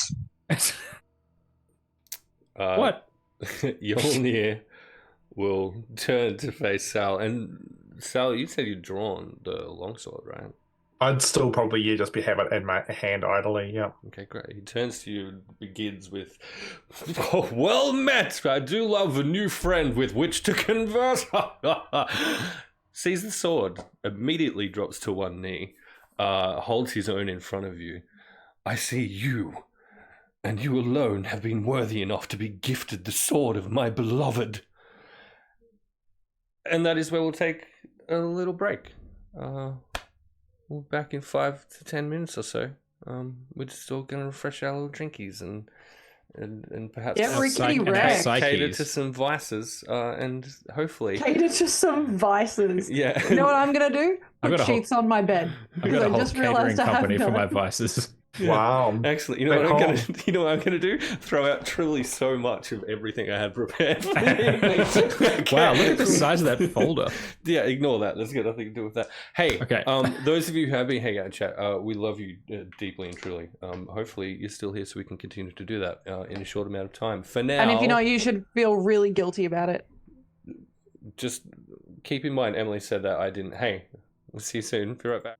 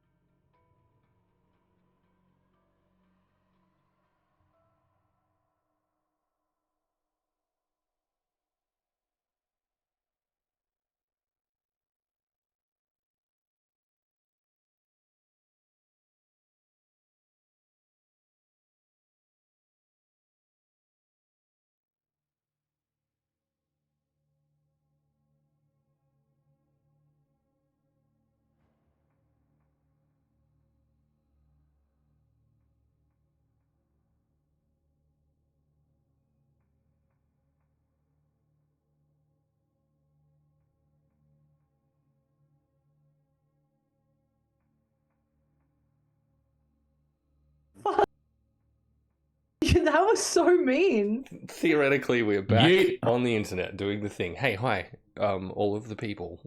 How are you? I'd be great if you didn't just emotionally fucking wreck me the second we transitioned back into this scene. Hey, He does it specifically to every you. month. You know who you are. Hello. Correct. What? That's absolutely right. Hey, who wants to have a stab at a little recap of what happened before we went on our little breaky break? Great. I guess it falls to me. The emotional do it. I'll labor do it. I do for I'll you do it. people. I'll do it faster than you. Yeah, can we get like an old school? I think it's been one session without them. Can we get a chaotic Ash recap, please? Sure. Vermilion took his shirt off and summoned a face spirit. I got stabbed by Kaori, who wasn't Kaori. Actually, my cousin Palos was a bastard. Dropped the dome, fight ensued, chased. He's now brought back to camp and hogtied. Also, there might be something in the bag holding. Tied up with a hog. Correct. Also, the face spirit is holding Besties with Salazar now. Sal's Like, sword. they are truly best friends. Correct. And that is Sword where buddies. we return. So Yolnir, the face spirit, on one knee before Salazar, holding his own sword, which is clearly much larger than yours, but it is very obviously at the same time it's the same sword, just bigger. It suits him. Yours happens to suit you. And he kneels before you, Salazar. You hold the sword of my beloved.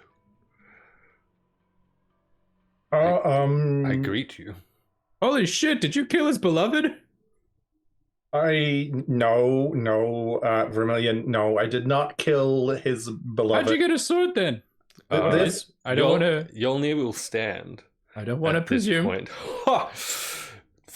Absolutely impossible for the sword to be acquired through such poor form actions. The sword can only be gifted, in fact, by my daughter, to one she considers worthy of her love. Surely this is how this creature has acquired such a weapon. Quite possibly. I have a question for you, though. Is your daughter a snake lady? Oh no! Look, just please. No, shut up. Answer the question. Y'all know. Look, Yolnir, the sword kind of just came to me. It belonged to a friend who is who's unfortunately not with us any longer. And I didn't have got it as a keepsake in many ways.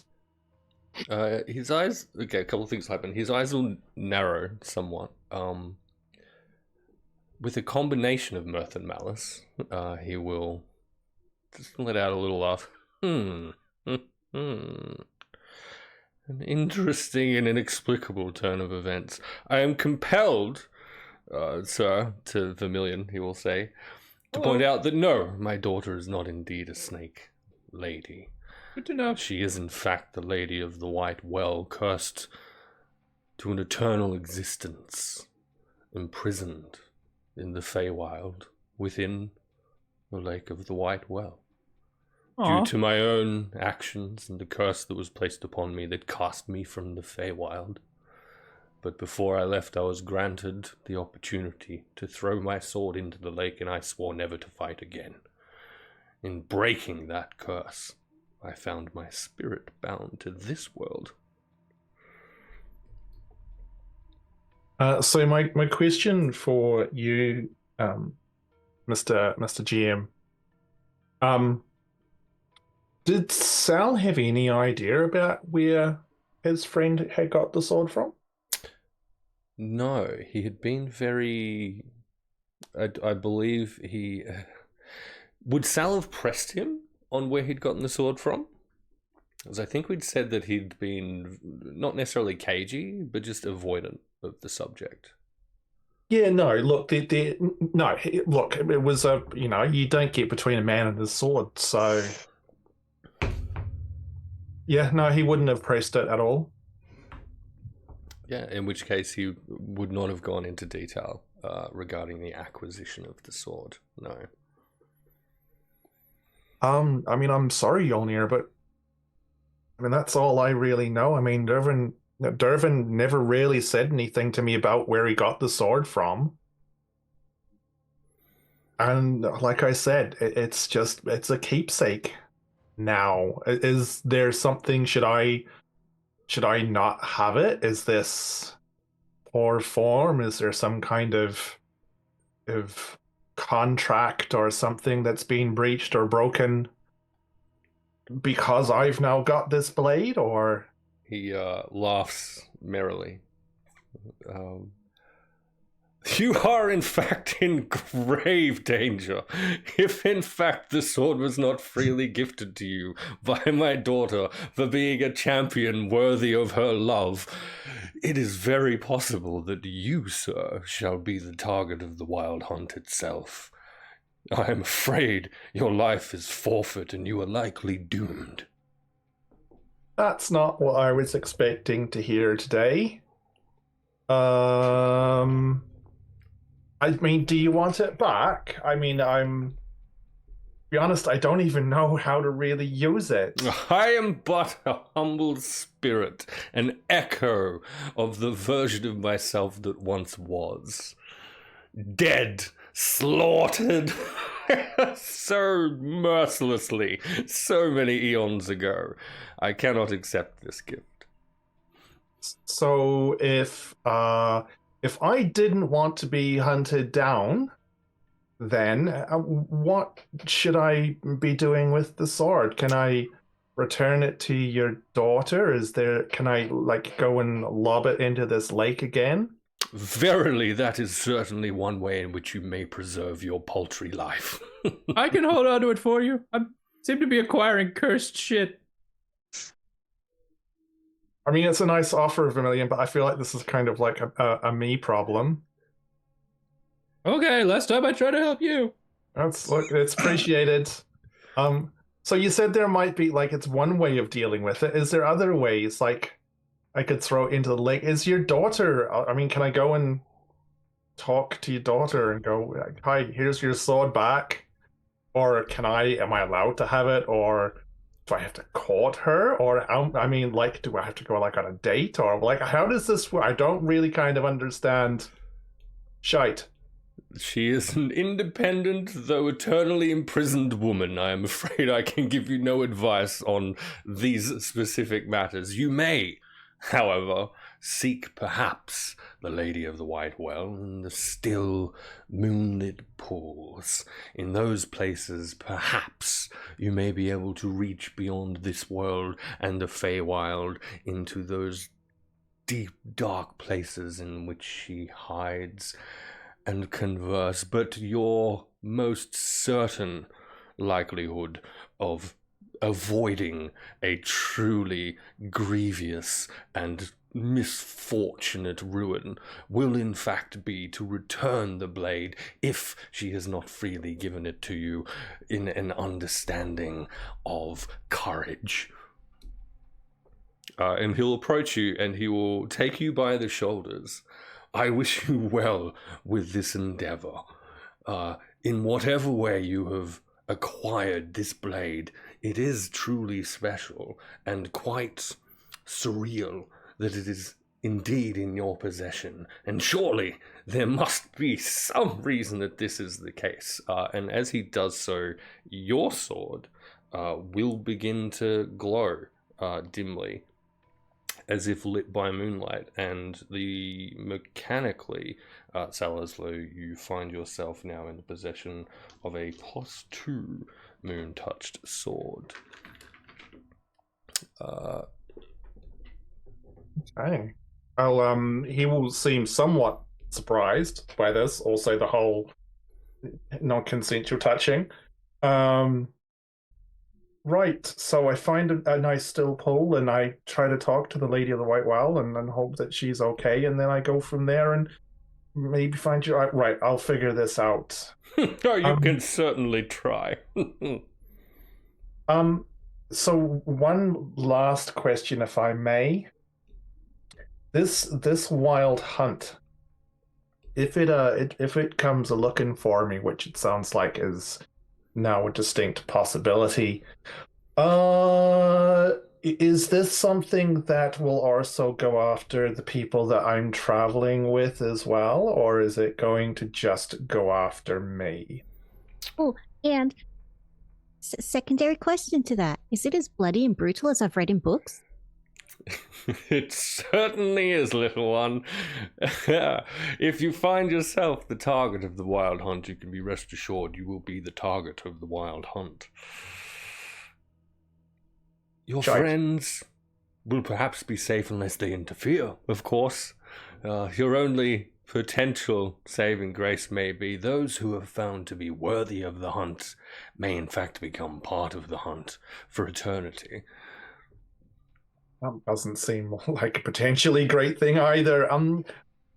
Tiny, you and I might need to have a conversation later on, but for now, I need to do a little thinking. So, thank you, Mr. Yolnir. This was certainly not something that I was expecting today. That is absolutely fine. If you do venture to and successfully contact my daughter, please make her aware I died truly such a terrible and grievous death. I will absolutely 100% promise to pass on a type of message describing that you have died. Sure. I would greatly appreciate it. Thank you. It'd be my pleasure. Would you like it embellished in any way? Like that you died doing great things, or that you died crying in anguish, or, how would you like to be remembered? He spins to Vermilion. Ah! Turn your whole body when you do that. I need no such remembrance, of course. Okay. A version of me continues to exist in the Feywild itself. This wretched thing that I have become is merely that which remains here. Cursed though I was, in laying my life down for a noble cause, protecting these lands in a time of great woe and suffering, surely I have been seen worthy again. And as with all Fae, have been reborn in a new way, boundless, like nature itself. And he gives a little giggle, and then a little bit more quietly, that guy is so fucked. And we'll move back over to Lilith. I had just said, wait, to Vermilion, who was holding my bag of holding. Oh yeah, I was gonna get the bag. Vermilion, could you pass me the flask with the werewolf antidote in it, please? Sure. Here you go. Yeah, no problem, Promethean. Except that there's no antidote left in it because the two of you have drained it dry. Oh, no, we didn't. Yeah. No, I'm pretty sure I specifically said that we left half of the antidote to have closer to. Sure. Sure, if I rattled a tin. Can't wait to see how that plays out in 4 days' time. Yeah. Sure. Let's go. Rattle. Yeah, it rattles successfully. There is definitely a tinkling in the canteen. Did you tinkle in this? I unstopper it. I dump it out into my hand.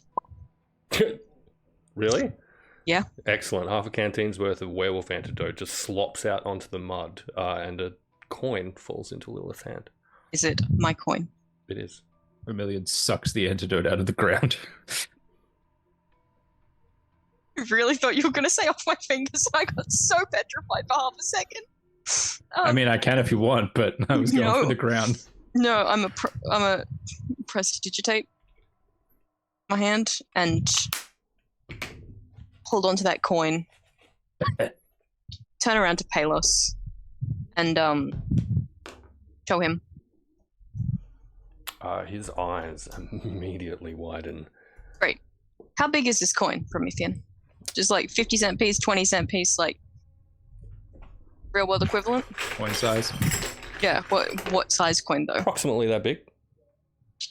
You don't know how big your hands are. It's largish. Let's say it's about the size of a little bit larger than a standard Australian 50-cent coin, and also round. Lilith is also larger than the average Australian, so she's gonna eat that coin. I swallow it. Palos reaches out a hand. What are you? He can't do that. He's gagged He's and bound. gagged and bound. Can you make that sound again, please?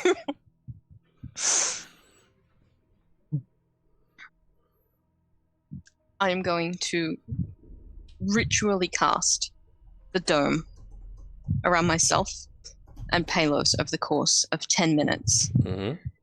And then I'll look Malia in the eye and telepathically you're going to hear, also, he stabbed me twice. And then the dome will activate. You guys are all locked out for the time being. I'll push Palos to a sitting position and I will sit cross-legged in front of him. And I am just watching him. And in his head, well... I don't believe telepathy can be... No, it can't. I'm trying to see if he has telepathy. Hang on one sec.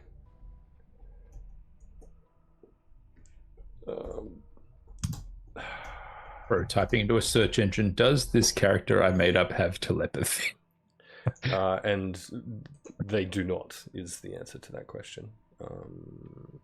And bound and gagged, there's not a lot that they can do other than stare at you. I'll wait a minute, 2 minutes, and then I will, without taking the rope out of his mouth, I'm going to grab the edge of fabric and pull it. So he is still constantly having to talk like this, but he is able to make mouth noises. Are you fucking insane? Do you know how dangerous that thing is? Yes, How did you even fucking get it? none of your business. Why are you here? No, I have a list of questions, actually. I don't really care why you're here. I wish that you were dead. Do you understand that? What did you put in my bag? There's no way to greet family, for one. I put nothing in your bag.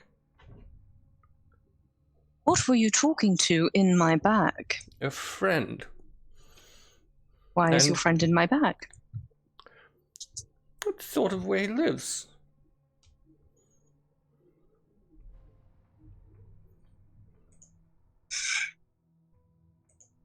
Why did you decide to infiltrate the group that I'm traveling with?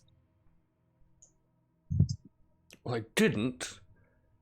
My friend became aware of something that had been put into a bag, and I was alerted to its presence. And it was something that I have been looking for quite some time, so I came to get it. I wasn't even fucking aware you were here. I don't care about your friends. What were you looking for?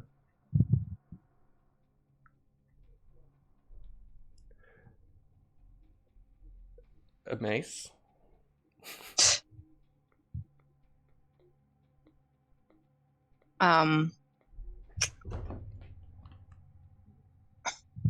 Detect thoughts. Okay. Surface level thoughts, first of all. I just want to skim the top. There's no save for the skimming. It's only if I go to visit his deeper thoughts. His surface level thoughts are how disappointed he is in himself that he has not yet been able to break free of his bindings currently. Hmm?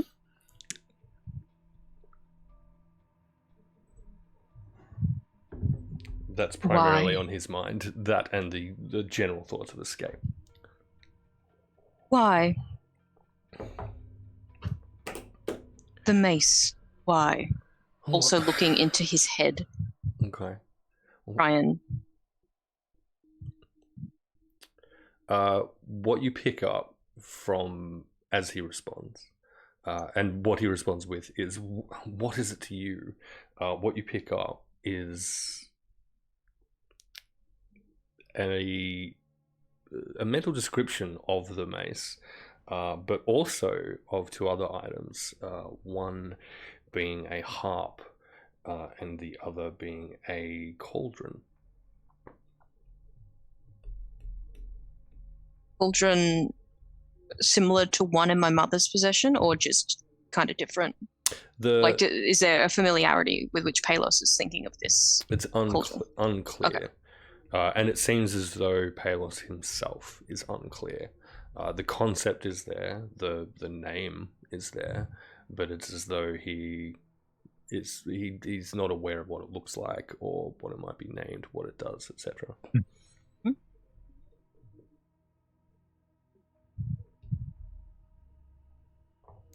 The next thing that you see at the surface level are red robes. Just a contextless red rose floating in the void, or Red robes. oh, robes. Mm-hmm. Okay. Hey, what's that about? Red robes.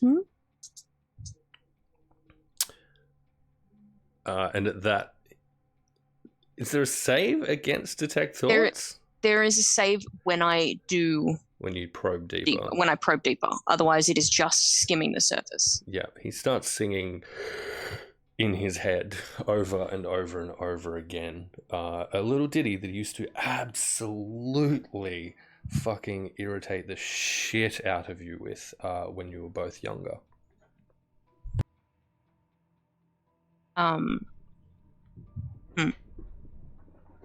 Yeah, fuck it. I'll push deeper. Sure. Let's have a look. Wisdom saving throw, sorry. Mm-hmm. Wisdom. Ooh, 19, making it a 21. Silvery barbs. Okay. Far less good. That's a 7. Okay, cool. He fails. Excellent. And that is everything I have for the What day. can you draw from the deeper thoughts via detect thoughts? So hang on, let me. It's there's a little addendum at the bottom His of the ATM spell. number. Yeah, what's his pin code? Why is he such a bitch? So at the bottom it says questions verbally directed at the target creature naturally shape the course of its thoughts. So this spell is particularly effective as part of an interrogation. If you probe deeper, must make a wisdom saving throw. If it fails, you gain insight into its reasoning, its emotional state, and something that looms large in its mind, such as something it worries over, loves, or hates. Mm-hmm. Either if it succeeds, the spell ends. Either way, the target knows you are probing into its mind. Yeah. So, probing deeper, what you get from Palos's thoughts, and you're successfully able to push past this little tune that he's trying to filter you out with, and you get an image of these 3 items that you'd previously kind of seen in his mind, sort of spinning and combining in some kind of way, and a figure of some kind of great power wielding these 3 items upon a vined and wooden throne, and the idea of great antlers sort of growing from this figure's head as they acquire these 3 items, and then those thoughts skip back to the red robes, and it seems very clear to you. You've seen these robes before. In some way, Palos has become affiliated with the Sephirites, and these are memories of priests of Sephir that he's interacted with in some way. And then underlying this, you get to, I guess, a core set of emotions that underlie his current motivations. And what you find is a senses of fear and loneliness and loss. It becomes immediately clear to you that his mother, as you have referred to her, is lost to him in some way, and he, in whatever way, at whatever time, is doing what he thinks he needs to do to survive. I think at the memory of Idella, a tear, almost unintentionally, down the side of Lilith's cheek. And I'm going to I'm going to pull out my dagger. And I am going to jam it into the base of his horn and try and tear it out of his head. The horn? Oh, his horn. Excellent. We're going to jump back outside the dome briefly. Tiny Wing. Sal seems to be going through it at the moment. A little bit. The Fey Spirit kind of notices you flittering around, presumably fairly close to Salazar, shortly after he's bestowed his blessing on Salazar regarding the nature of this sword. He looks to you, and again immediately goes to one knee. Could it be? Is it truly an amethyst queen I see before me? How is this possible? Excuse me, what? What? I'm really confused. He'll turn to Vermilion. Surely you've heard of the terrible tragedy of the Amethyst Court. Stand by. Hey, Pro. Yo. Does Vermilion know anything about the Sure. tragedy of the Amethyst Court? Let's go with we'll do a history check. Hell yeah, we love history. I will point out this is going to be the DC for this is going to be quite high. Okay. Would this be I mean, if it's Fey related, would Sal have a potential? Anyone who's currently outside of the dome is also free to roll a history check.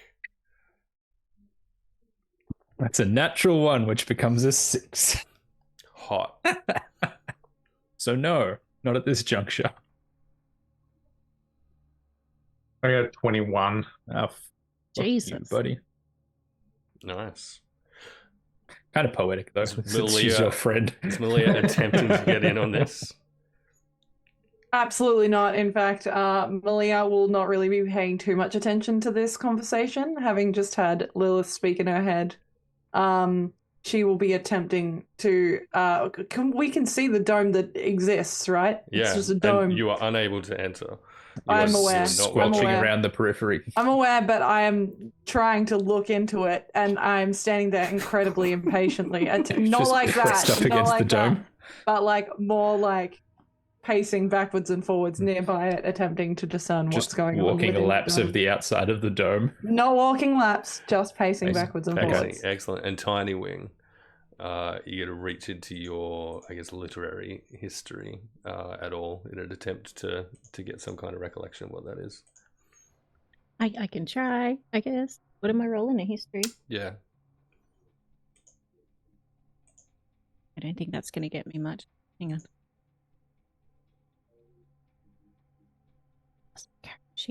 It says 7. That's not getting me anything. Correct. Salazar, Yo. there are only at certain times of the year, and you, being as young as you are, have probably never legitimately been told these stories, but perhaps as a youngin lurking on the fringes of the elders' rites performed at various times during the year, would have heard reference of the Amethyst Court, but with very little more context than a thorough and deep-seated resentment and a sense of tragedy and loss associated with that. The Amethyst Court it's used almost derogatorily when someone has done something truly so wicked, so cruel, such a deep betrayal. That is the warnings that are given at these kind of rites. Very little beyond that. Fortunately, this Fey Spirit turns to Vermilion, and at the question of what, being an obedient little guy, is summoned from below the depths of the Feybog, will begin to spin yet another yard with a mirthful laugh. I'm here for it. The Amethyst Court is the reason for the countless deaths below us now. Huh. They betrayed the Triune of fair courts in the Feywild. They allowed those Fomorian bastards into the hallowed places, the sacred groves.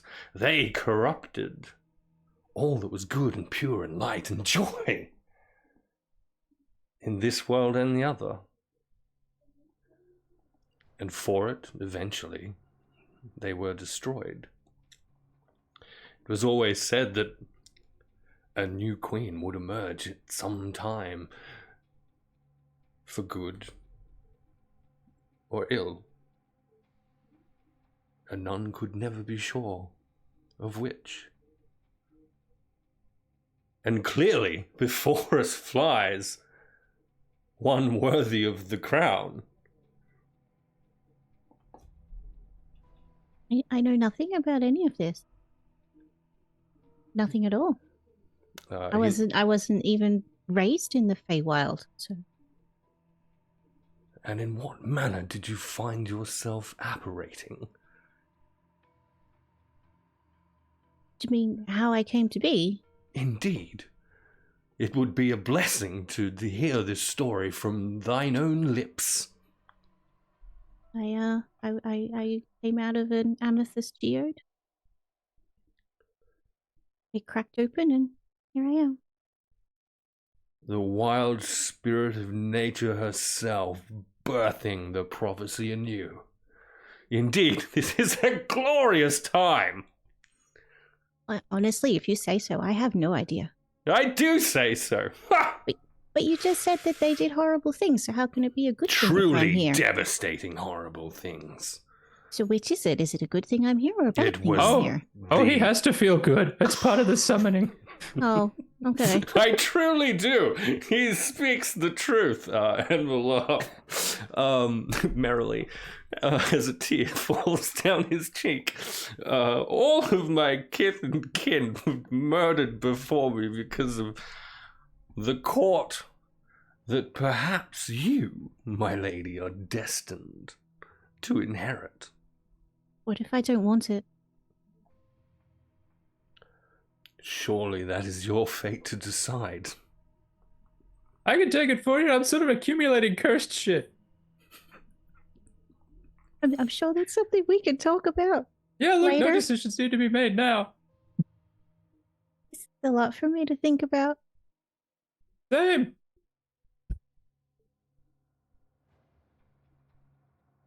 So, Vermilion, sorry, Hey. Vermilion, just a quick question. Like, Yeah. when you do this kind of thing of summoning, like, Fae and stuff, like, does this sort of thing happen on a regular basis where you summon forth something which suddenly tells the people around you that they're queens and that they're going to be fucked by a wild hunt and all of that kind of stuff? Or is I think he said killed, to be Killed. honest. I mean, but, you look, know. I mean, you know, but I mean, is this common for you? Is this like is this a Tuesday or? No, this is kind of a... Listen, I think this is a product of the fact that beneath us are truly so many Fey souls, and also that there was no connection to the actual Feywild in this bog, because if there was, that's what I would have pulled Fey from. Actually, I will point hello. out, as Fey beings, we don't necessarily or technically have souls as such. No, that is definitely not how our metaphysics works. Right. Anyway, so it would have pulled from the Feywild, but given that there's no connection to the Feywild, here, it grabbed the next best thing, which was... Well, actually, it tried to grab something out of the dome, but it couldn't get through. So maybe it was that guy. Pointing at the... gesturing backwards at what I assume the satyr is still tied up in there. Something probably going on in there, not paying attention. And Indeed. failing that, it went straight down into the bog and pulled up our good friend here. So no, I think it's purely a coincidence. This doesn't normally happen. Usually I just get like a pixie or a leprechaun or something. Right, okay. I don't usually get this guy. Okay, no, good to know. I'm just very curious because Yeah, let's never do this again. This has been a lot. it is. It's been a lot. No It's- offense, no offense, bud. yeah, Absolutely none taken. I couldn't if I tried. Yeah. Yeah, I know. On that though, the Fae, I don't want to call them souls, whatever, spirits, call it whatever you will. Use your own metaphysics. There a way to like release you from what I can only guess is true absolute torment? There may very well be, but if there is such a method, I am certainly unaware of it. I would also suggest that that's quite possibly not a very good idea at all. It's not only mirthful spirits such as you've compelled myself to be down there, some of them are truly ancient and terrible creatures that would surely raise this earth to its core. Sounds like fun.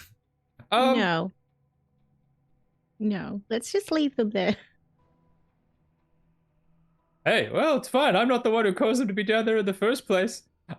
Anyway. No, again, that was your ancestors and people, although the ancestry is technically not also the metaphysics.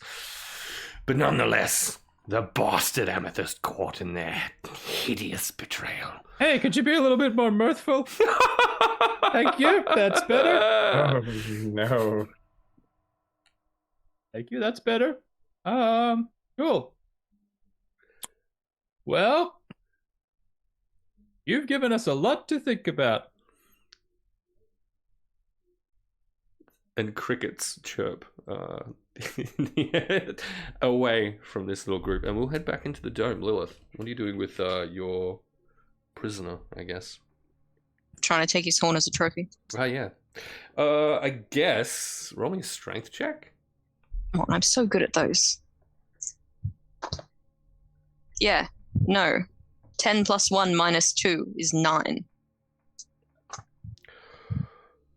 The 9, and so you'd stabbed the horn and were trying to yank it out via dagger, Yeah, I right? was going to go at it like a hatchet. Yeah, okay. He kind of struggles against it. What are you doing? You successfully tear out with the dagger, I guess, a chunk of the horn. Mm-hmm. And it comes away like rough, shavings with this giant shard of this satyr's horn. And he looks at you, literal tears welling in his eyes. What is your fucking problem?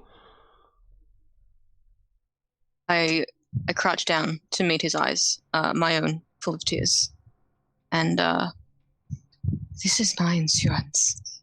That I will never see you again, Palos. Because if I do, I will kill you. This is the only mercy I will ever afford you. I am going to let you go, and you are going to leave. And if you don't, you will not leave this forest. He doesn't even need time to think. He stares at you, still brimming with uncertainty and confusion, and via the detect thoughts that you'd cast. No, it ended. That you'd cast earlier. An additional thing that you'll have picked up from that is just the sense that he never expected to find himself in this situation at all. And he nods slowly. If you say a word of me or the family to anyone, the same applies.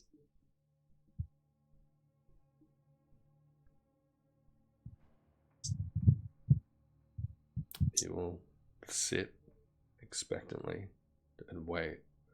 Now, wait for his acquiescence or his refusal. The barest of glimmer of hope in his eyes, and again will nod. Of course.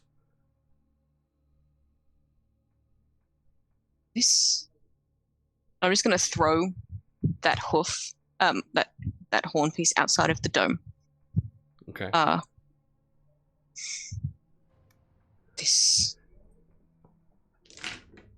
Don't like that face. I will find you, Pelos.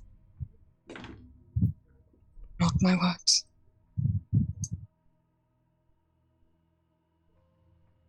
Malia, a small piece of something. It's been thrown. It's traveling too fast for you to Well, I truly mean- understand what it is. Can you see through the dome? Can I see into it? No, You no. cannot see into the dome, but you do Okay, see great. something yeeted out of the dome and falls some feet away. Sick. I Lilith. pay no mind to it.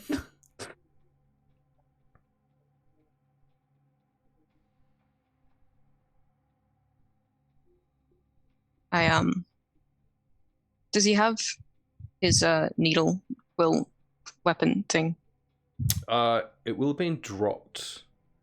Okay. As he As- ran in the original dome location. I don't know if you've So- cast it exactly in the same spot or not. So I am going to bodily turn him, because I can see outside the dome, I'm going to bodily turn him away from the group. Mm-hmm. And I'm going to slice through the ropes. And in his head, he will just hear, run. And do not stop running. You will never get another chance. Not from me. Not from Mother.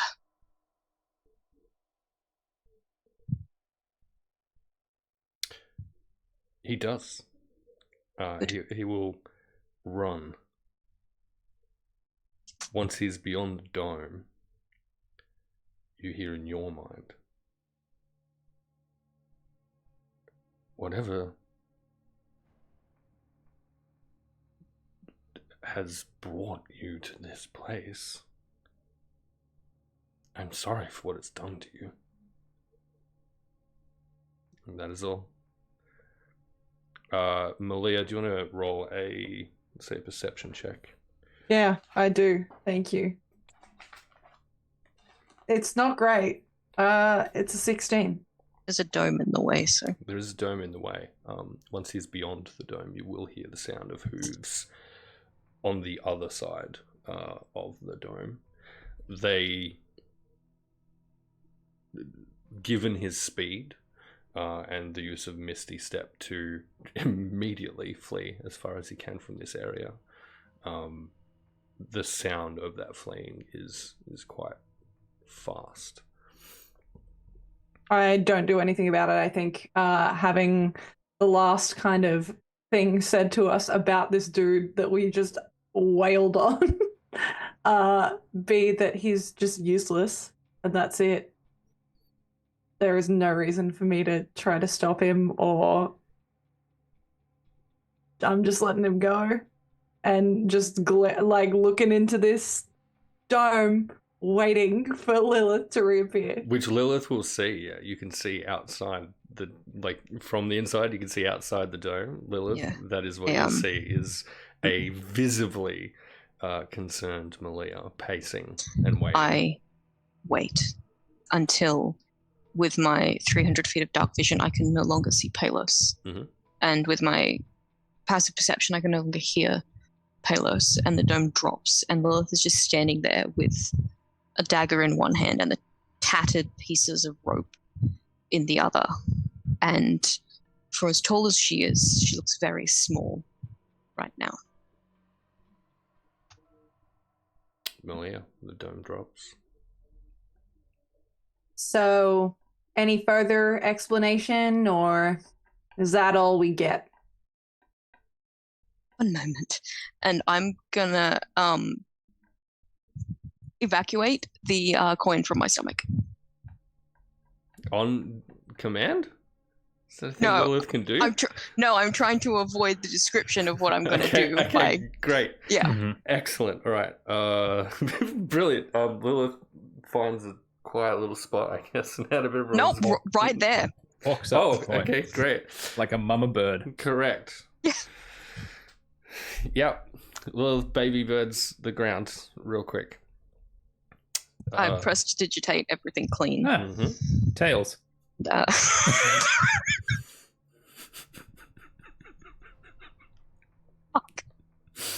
Yep. and I will go coin in one hand, rope and dagger in the other, turn back to the group. Right. Bedtime? Are you going to answer me? What was your question? I couldn't hear you over the sounds of my dinner. Are you going to give us an explanation, or is that all we get? She'll wave you to follow and walk back to the group, pick up the chunk of horn from the ground, because I saw where it landed. And then back over at the campfire. Something lives in the bag. Palos wanted the mace. The thing in the bag knows about the mace and communicated that to Palos. I'm not talking about that. Oh. I'm talking about the fact that we just helped you take down this guy, and the only explanation you have is that he's useless. Actually, my explanation was that he is my cousin and he's useless. That's great. I've done a lot of shitty ass things in my life. I'm not a good person, and I'm not going to stand here and argue that I'm a good person. But I did not like that. I think we need more than he's useless. Why is his uselessness so frustrating that you would consider killing your own family? No, he's no longer family.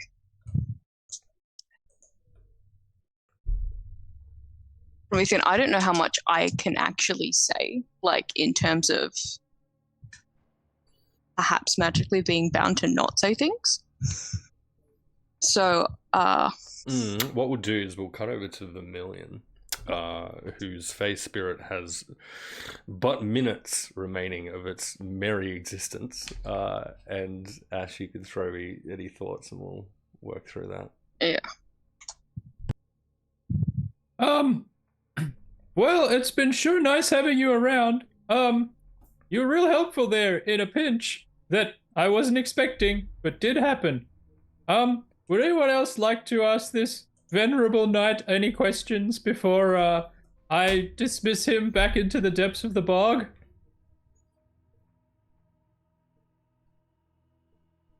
No? Yeah, no, Sal's noticed that the dome's dropped and all this other shit going on. He is heading back over in that direction. With the sword actually still in his hand. Tiny's having a tiny, what's the word? Existential crisis? That's the word. Yeah, it's a big word for Sunday night. Tiny's panicking. Because of, you have this thing happen and you've got Lilith with her good fae, bad fae thing, and so she doesn't know what the fuck she is anymore.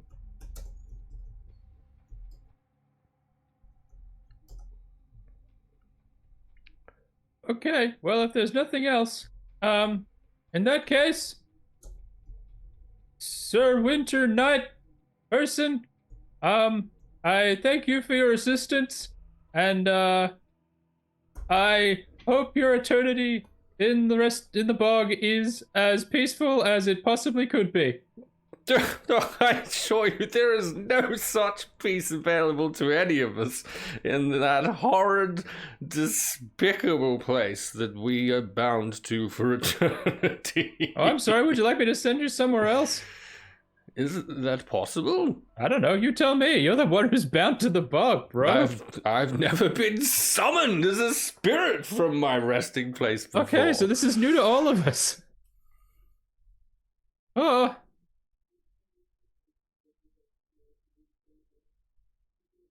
I don't know, is the answer, I guess. Is there anything in the spell specifically about dismissal of the spirit? Good question. Bear with me 1 second. The creature disappears when it drops 0, when the spell ends. Creature's knowledge can... No, it doesn't. But I imagine as soon as because it's a concentration spell, as soon as my concentration drops, the spirit will cease to exist. It will return to Yeah, the place exactly. from which it was summoned, is what you Correct. can probably assume, yeah. You can roll an Arcana check for me. Okay. It's a natural 20. Eat my whole ass. Plus Okay. 5 is 25. Excellent. I think Vermilion's confident that with the right kind of spell, something related to some kind of binding, or perhaps even a restorative spell of some kind, is potentially a way to return this spirit not to the space below the bog, but to somewhere else. But beyond that, you don't know how successful it would be. You're absolutely confident that it would work. You've certainly heard of spells that are very specifically designed to do that exact thing. What you're not immediately aware of is whether or not anything that you're capable of or your companions are capable of might be successful in achieving that. Yeah, I don't think lesser restoration would work. The only restorative thing that I could think of. Hmm.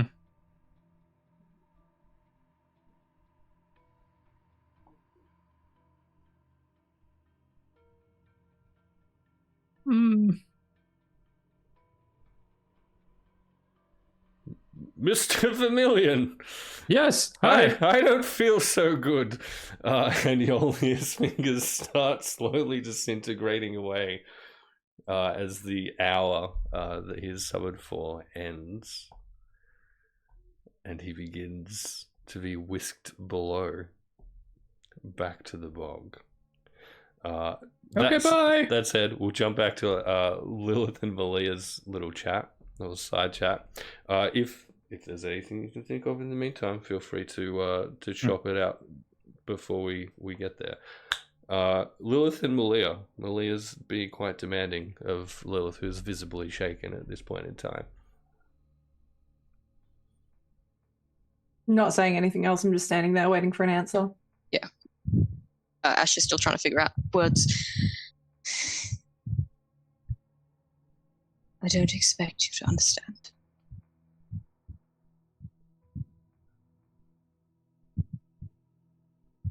In my family,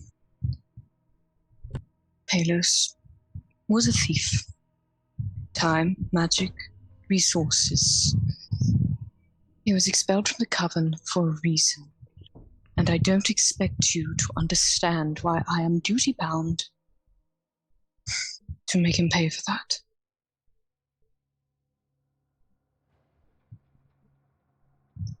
I think next time something like this comes up, maybe lead with that instead of uselessness as an excuse. Or an explanation, not an excuse.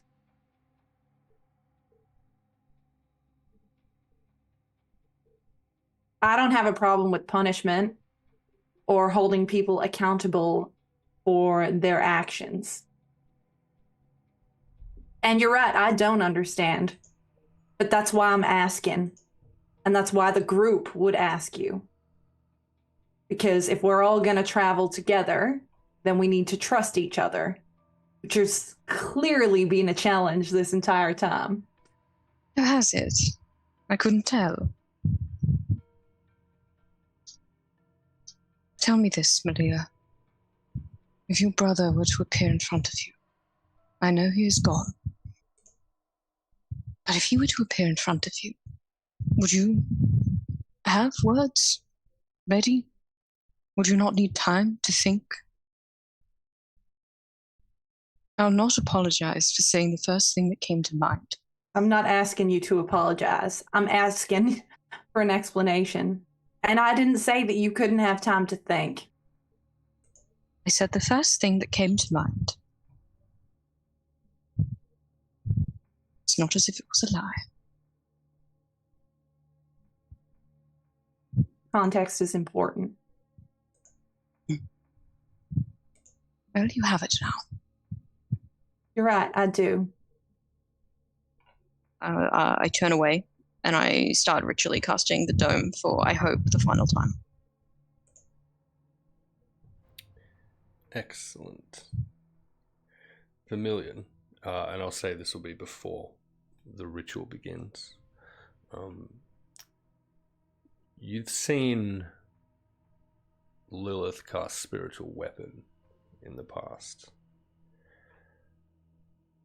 Based on your kind of understanding of, particularly, certainly not,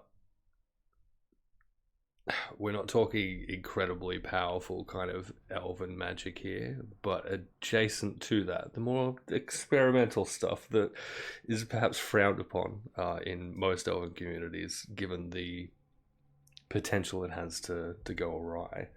You think potentially, if Lilith was to cast Spirit Weapon at the same time as you were to dismiss this Fey Spirit, with potentially Tiny Wing's assistance in some way, that Yolnir's spirit could perhaps imbue the form of the spiritual weapon that Lilith is able to conjure.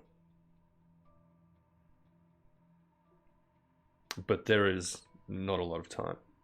Hey, Minutes. guys, really quick, specifically Lilith and Tiny Wing, can I get some help, please? With what? Listen, my good friend here has been really so helpful to us, and I feel like it would be a bad thing to let him go back to an eternity of torment in the bog. So I'd really appreciate it if you guys could help me. Maybe use magic to have him. If Lilith, if you're okay with it, I know you have spiritual weapon, but maybe his spirit could imbue your spiritual weapon, and then you could hang around and come in handy again, potentially. Or, just not be tormented forever. Emilian, Hello. I'm out. I'm tapped. I have nothing left. Okay, mostly I'm asking you because if you'd consent to that, basically, because you're the one who'd have to carry him around as a spiritual weapon. I still think me and Tiny Wing could give it a crack. If anything, I've nothing left.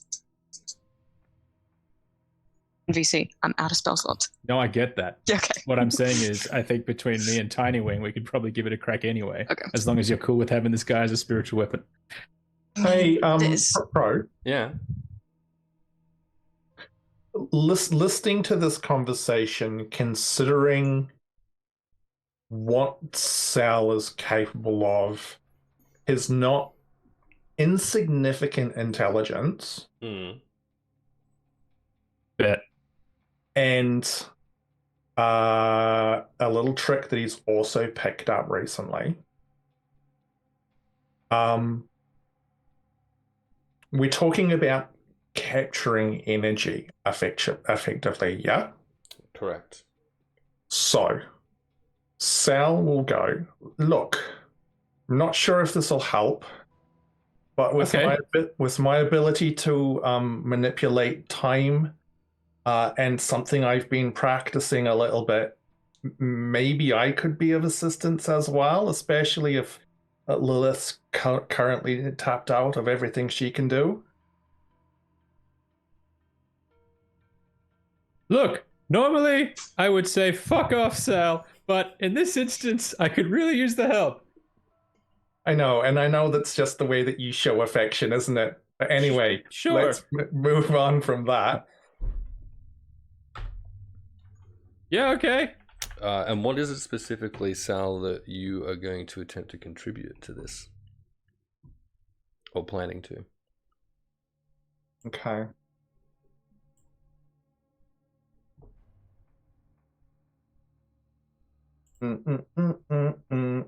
So, I want to basically, it's like a combination of things. So there is read object.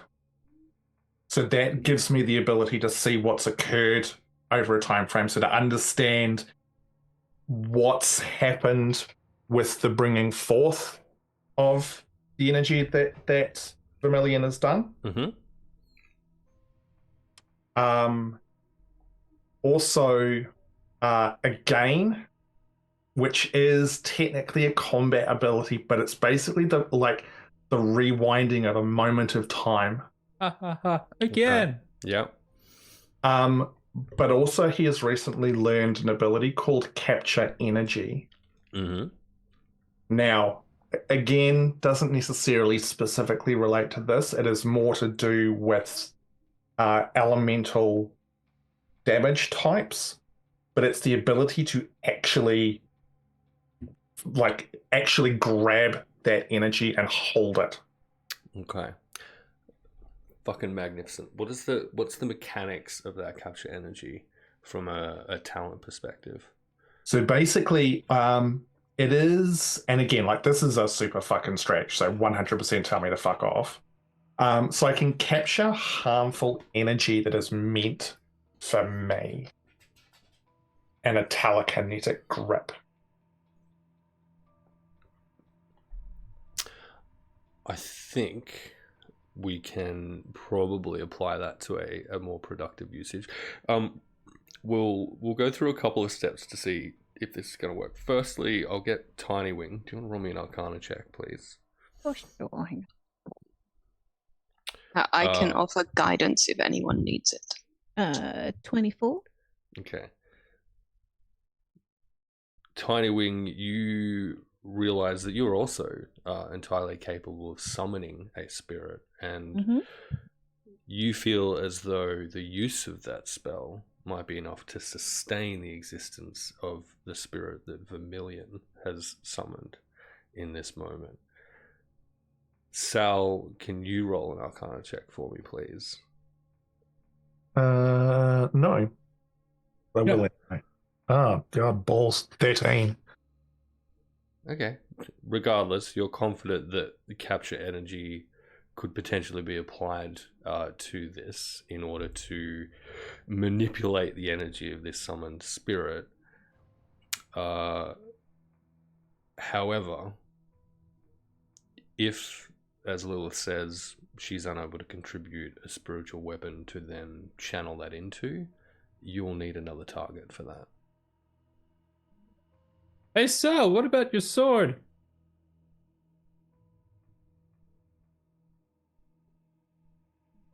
Yeah, we can give that a crack. It seems fitting. It seemed, I mean, it has the advantage of being a familiar. I mean, it's item. like it's part of the family for them, so I mean, Right, so it's more likely that the spirit might take to it as opposed to, I don't know, this rock. Oh, that's a toad. Sorry. And again, the toads in the fucking Feyborg are the worst. This toad just absolutely fucking assails you, Vermilion, with your understanding of its language, with the filthiest string of curses. Wow, that cannot be repeated out loud. Look, I realize we're kind of walking on the fringes of what the weave is capable of sustaining, but I think it's worth a try. look, I got no idea whether or not stuff I can do will even help with this, but I mean, I'm willing to give it a try. Great, that's how I live my life. Let's go. All right, magnificent. Let's fucking do some experimental magic. So, NPCs, yeah, you're going to burn essentially another use of Summon Fae, if that's an option for you. So yeah, I've got there's a couple of things I was tossing up between. I can absolutely do another Summon Fae. That's totally within it, within my capabilities. I was also looking at potentially Lesser Restoration, which is a restorative spell, and we all know how that works. But also, there's a spell Wither and Bloom, which is to invoke both death and life in a 10-foot radius. And it's essentially capturing the language of the spell is it's designed to deal damage to hostile creatures and then channel that into another creature, which can use its hit dice, I guess. Yeah. But that's kind of like, I think those are things I'm playing around with. Yeah, we can probably limit it to Summon Fae, I think. Yep. You're the guy that makes the rules, so you just tell me. Those are the options I've got for you. Saz, your equivalent, essentially, which in this particular case... Summon Shadow Spawn. Summon Shadow Spawn. So you are going to use that same energy, but... Sean. Very intentionally try and direct it to the spirit that currently exists. That's fun with that spell. Indeed. Salazlo, we'll get you to burn a use of capture energy. And then I'll have the three of you, and Lilith, you'd offered the use of guidance over the course of this, yeah? Excellent. In which case, what's Malia doing? I'm just gonna stand here and not be magical. While everyone's getting their fucking weave on, Malia's... I'm just gonna stand here unmagically. I think because the preparations for the dome had begun, obviously I feel like at this point they've been interrupted. I don't know. Who fucking knows? But like, kind of, we still haven't wound down for the evening and gotten rest. So I think while this is all going down, Malia would be looking for a little cozy spot where the dome was about to be formed and start resetting up camp. Or straightening shit out that got messed up in the we're fight busy earlier. in the No Malia's club. Yeah. Whoa. Incredible. Excellent. The four of you then, I'll have each roll for me an Arcana check, please. We're going to do this as an average, so I'll need each of you. Oh, I should have used my fucking 20 on this one. So are we rolling these all simultaneously or one after the other over the course of 24 seconds? Because if it's one after the other, everyone can take a guidance. If it's all at once. I will leave that in the capable hands of... I'm going to say this will need There's to a be 0 in it. all at once. Okay.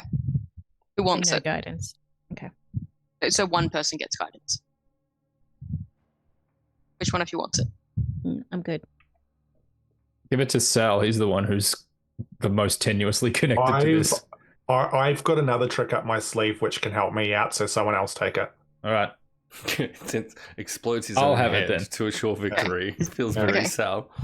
What are we rolling? Arcana. Yeah. Arcana. Oh, an intelligence check. I'm good at these. Wow, I needed that. Okay, so we're gonna go around. We're I'm gonna get glad I had the guidance. scores. So Fucking hell. Salazar, your Arcana check, please. So I got a 21, but I'm going to use my Hobgoblin ability of Fortune for the many. I know that one. And call upon the assistance of my allies that are around me to add +3 to that. Fucking Hell sick. yeah. So that is 24. Magnificent. And perfect for the scenario as well, which makes plenty of sense. Tiny Wing, yours, please. 25. Don't let us down, Familia. She that. I need you to be truly so aware that if I had gone without the guidance, it would have been a natural 1. But with the guidance, Yeah. it is a 16 on the dice plus 5 becomes 21. Oh, is it? Okay. Whoa, hang on. Guidance is just a D4. Yeah. Oh, sorry, D4, beg your pardon. So then, then it would have been the natural 1. I gave myself advantage for no reason because I forgot how guidance works in my excitement as per usual. No. But that's okay because it's an average, so it's going to become That said, 6 plus 4. because I love you all so deeply, and because this is cool as fuck, I will point out, MVC, you currently have inspiration, and you can absolutely burn on I haven't that. since when did I get inspiration? You've had it for truly so long. Fucking hell! I All want right, to say since fuck off, get your own boat. that could be it. Okay, well I'll use that then. There we go.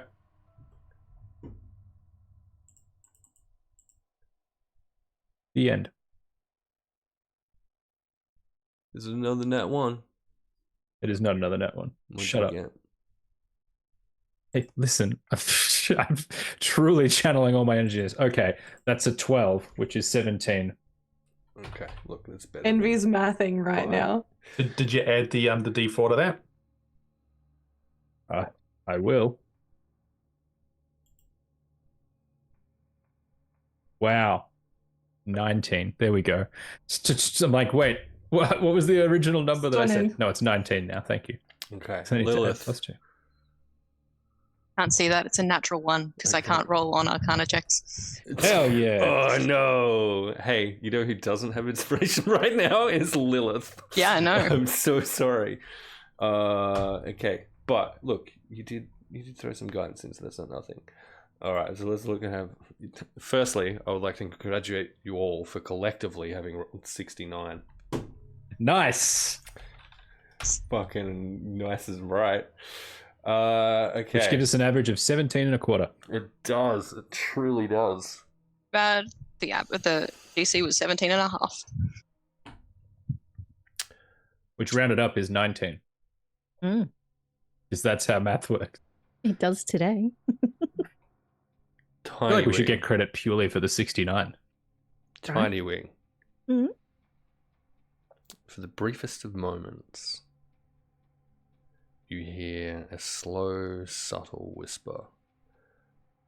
Sort of underneath, it's as though reality kind of peels away and there's something below that exists for you. It's this connection that you have and have always had since it has existed with your patron. And a voice rolls through you, audible to you alone.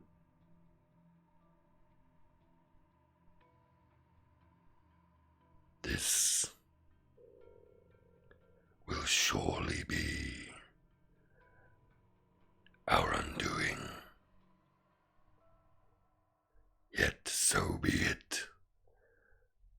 And you feel those tendrils of shadows that you would normally summon a shadow spawn with whip into the figure of Yolnir, who is literally beginning to dissipate at that moment in time.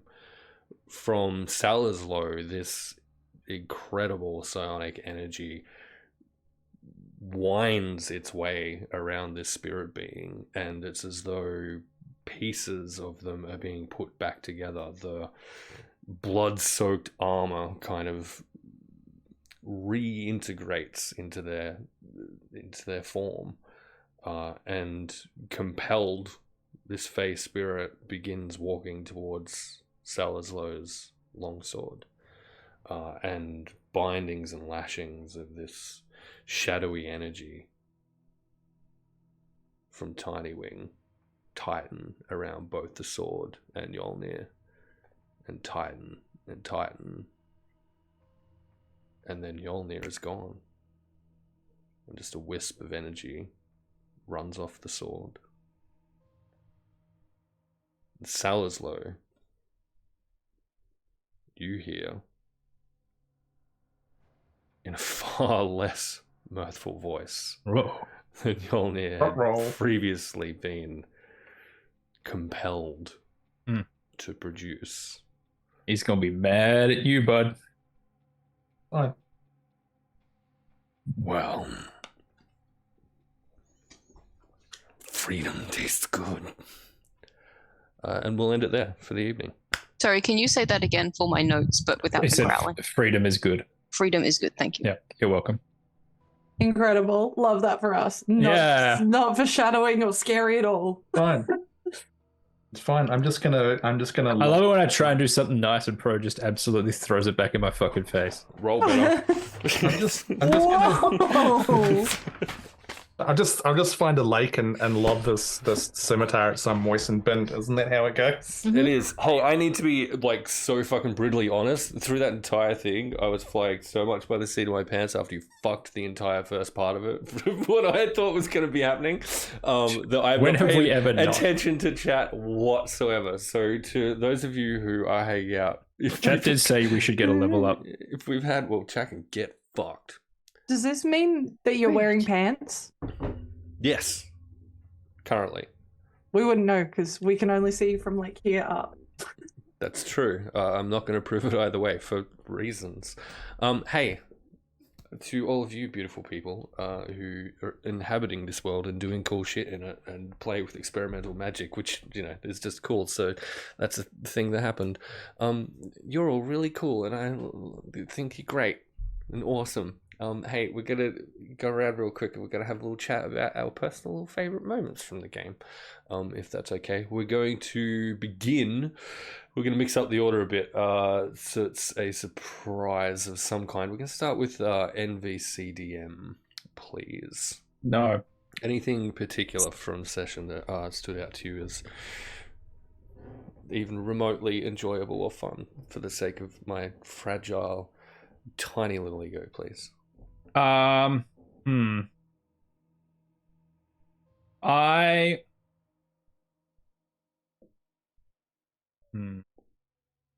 I thought it was truly so funny about how you got Hithos to just give up and get on the horse. Just like, yeah, okay. It's just like, I'm fucked. Might as well. It's like, might as well, rather better than walking back. But no, that was truly so funny for me. And also way to absolutely play specifically my own thing back against me, where I was like, can you be more mirthful? And I'm like, oh no, actually, I forgot that that's a compelled thing. He may not be a nice guy after all, which is definitely going to fuck us later. And I'm very glad that I didn't put him in the cursed mace. So yeah, thanks for that. That would have You been fuck. truly interesting if that had been the call. Emily, hope you had Hey. fun. Hope you had a fun time. What? You never wish for me to enjoy things ever. This is crazy.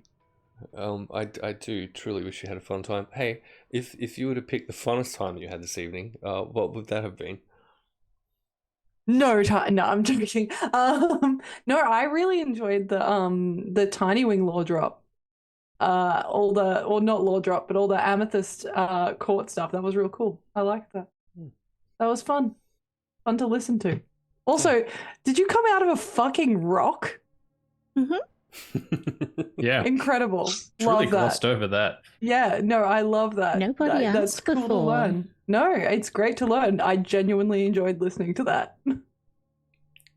Actually a rock star. Truly, such a rock star.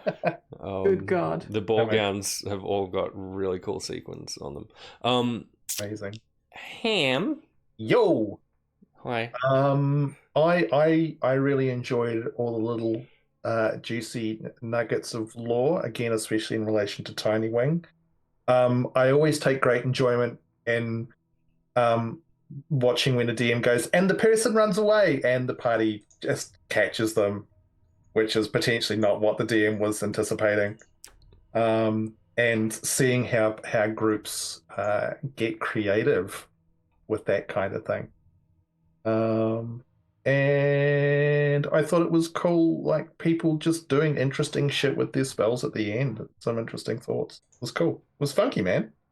Yeah, I know you typically as a DM are a particular stickler for the rules, so I'd like to apologise for any deep-seated trauma that might have triggered in you. But This is not my game. This is not my game. This is not my rules. So it is. I am not traumatized by anything. This is you do what you do, boo. It Hey, is. Promethean, can you try harder to traumatize Hamish, please? look, we're getting there. It's a slow burn, but yes, I can. Saz. Hey, GMD just raided. Motherfucking D! Speaking of snake And ladies. friends. Yeah. Speaking of snake ladies. the snake It's- wife herself. It's my Indeed. wife's sister. Gotta stop. You gotta stop. Maybe- doing maybe that. don't say it like wife's that. sister. Yeah, in Wow. this campaign, you gotta stop being a Lannister about it. Hey, hi, Raiders. Snake wife. Welcome, truly, and Snake also wife. such deep apologies for this being our literal wrap up of the session for the evening. But hey, stick around. We're going to raid out into someone else who's really cool, and you can bring all your joy and excitement that you might happen to have there instead very shortly, and that'll be hella fun. We are, I guess, the Lawrights currently tonight, where we've been playing a little Dungeons and Dragons. We have certainly been writing some lore. The Lawrights, there's a fucking lore in it, and we had Feels law wrong to me, quite a not few law lore right. drops this evening. This VOD will be around on Twitch for a little while. There's a bunch of shit over on YouTube. If you're into D&D, feel free to watch our little version of it. It's fun. And keep your eye out for other cool shit that we do from time to time. Yes, Watchful Wizard, I did see that poll, and whoever put it up is gonna have their fucking mod rights removed. It wasn't me. That's what's gonna happen. Hey, Wasn't me. Saz, Hey, yeah. we're talking for the benefit of the crew who just jumped in. We're talking little favorite moments from the evening. What was Saz's little favorite? Definitely the lore drops. Thank you for just going along with my whole, is it, as bloody and brutal as I've read in the books about the Wild Hunt thing. Thank you for that. I kind of hope that was Pleasure. Can't wait to sell topic out there. to the Wild Oh Hunt. yeah, I completely Right. forgot. Apparently, Salazlo might be the target of the Wild Hunt at some point. That's Sorry, fine. Sal. That's gonna be not my fault this time. Yeah, look, yeah, well, fuck. But yes, Lord Drops, thank you for the confusion. That's gonna sit with me for a little while. I'm all about the confusion, if nothing else. Confusion and inconsistency is apparently my particular flavor. Hey Ash. Hey, pro. Hey Ash. Yeah. Hey. What was your favorite moment of the session, Ash? It was Vermilion turning into a horse, having summoned a knight, and then using that knight as a knight and himself as a warhorse to Mhm. track down my bastard cousin. I'm not going to say any of my stuff because I was not my favorite part of the session. Also, Nay. Bagman. Oh yeah, we're gonna have to deal with that later. We got to deal with Bagman. Not looking forward to that. Like the bit where he kills us all in our sleep. We just have to not remove the mace. That's all. Probably. Maybe. I guess. Maybe. I Also, think- it was fun to be antagonistic with Malia again. We haven't done that in a while. it's We good. I haven't had a thought- good We've been Malia approaching standoff. friendship? Ew. No, I was waiting for you to like literally climb through each other's frames and actually just start fighting each other. It was a little That would've tense. Yeah, been you'd fun. like that, wouldn't you? You fuck. I wouldn't not like it. It's a different channel. Fair. My Pay-per-view channel. favorite part of tonight's session is quite literally having all of my plans almost immediately evaporated and having to just fucking wing truly so much of that session. But hey, You that should be used to happens it by from now. time to time, and I genuinely and absolutely should be used to it by now. You're absolutely right. That is entirely on me. Fortunately, you all did some really fucking cool shit. I think Ham capture energy in the end there to throw into that little mix of spells was It was fucking cool. like literally I was about to describe that face spirit as just being absolutely fucked if Lilith couldn't throw anything into the mix, and you absolutely And you know what? That might have been a better outcome. it could have possibly look, been I a better mean- idea. I guess we'll find out. The only other thing I could think of was that summon amulet that's in the bag of holding. I was like, do we summon the Mephit, have the empty amulet, and then stuff him inside the amulet somehow? We'll put the ring on him. That Because would- it's more than 1,000 feet away. There's a It's limit very now. much more than 1,000 feet away from the portrait prison, so it could have been a bit tricky. What is Um, it? Maybe we yeah, have just hey. made real bad progress. Yeah, it's all been an illusion this entire time. That was super cool. Tiny Wing's entire fucking existence is my favorite moment of any session, so I'm glad we're finally able to get some cool little lore drops out there for Tiny Wing. Malia, I thought the coolest Malia thing was the pacing outside of the dome. I thought there's like this entirely cute little insight into Malia that we don't necessarily know what it means, but I thought it was a good play. You could have done a bunch of stuff, and you just Fuck around and find out. impatiently fucking waited while Lilith potentially interrogated this poor being inside the dome, which was great. It's the I got something to say, and I'm gonna say it. You don't know that. Yeah. I don't, but you did. Vermilions, I'm also a big fan of the turning into a warhorse Thanks. and putting the fucking former Eladrin knight face spirit on the back of the horse. That was fucking rad. That was very Thank you. cool. Also, Piggles has thrown a super cool fucking Lilith moment in trying to cut off fucking Palos's horn. That was cool. I'm actually a little sad it didn't work, but it was cool. Well, Malia gets to cut fingers off. I wanted to not feel left out, so. Yeah, Fair. and now you got a piece of the dude's horn, so, you know, do whatever you want with that, I guess. Well, the bog has it. I picked it back up. Yeah, Lilith retrieved I think it. we're also actually all forgetting a really funny line, which was from Vermilion, which was, "Hey, is your daughter a snake lady?" Oh right, yeah, Oops. yeah. I did say Indeed. that. Hey, we're gonna go raid Let's Roll for Dragons Hey. because they're fucking awesome, right? Like, Uh huh. correct. See, Yeah, see they now? are. See how awesome they are. See how excited we all got. And I'm going to be playing with them tomorrow night. So You're what? Yeah. Incredible. Okay, the audience well, decides stream. MVC nice. officially kicking off the outros. Who are you? What cool shit are you doing? Like, for example, playing tomorrow night with Let's Roll for Dragons. Hi, I'm NVCDM. You can find me on social media that I may or may not use at that NVCDM. I truly inflict myself upon so many people in the TTRPG space. Anyone who can put up with me for longer than 5 minutes and will have me on their stream. For example, Let's Roll for Dragons, where I will be joining them tomorrow night for their Audience Decides game, where the audience gets to decide how we play D&D and what characters we'll be playing. That sounds super fucking rad. Hey, Emily. Who are you? Yes? Who are you? What cool shit are you up to? Well, my full government name is Emily. No. I live in Queensland. My locus What's your combination in high school was 1124.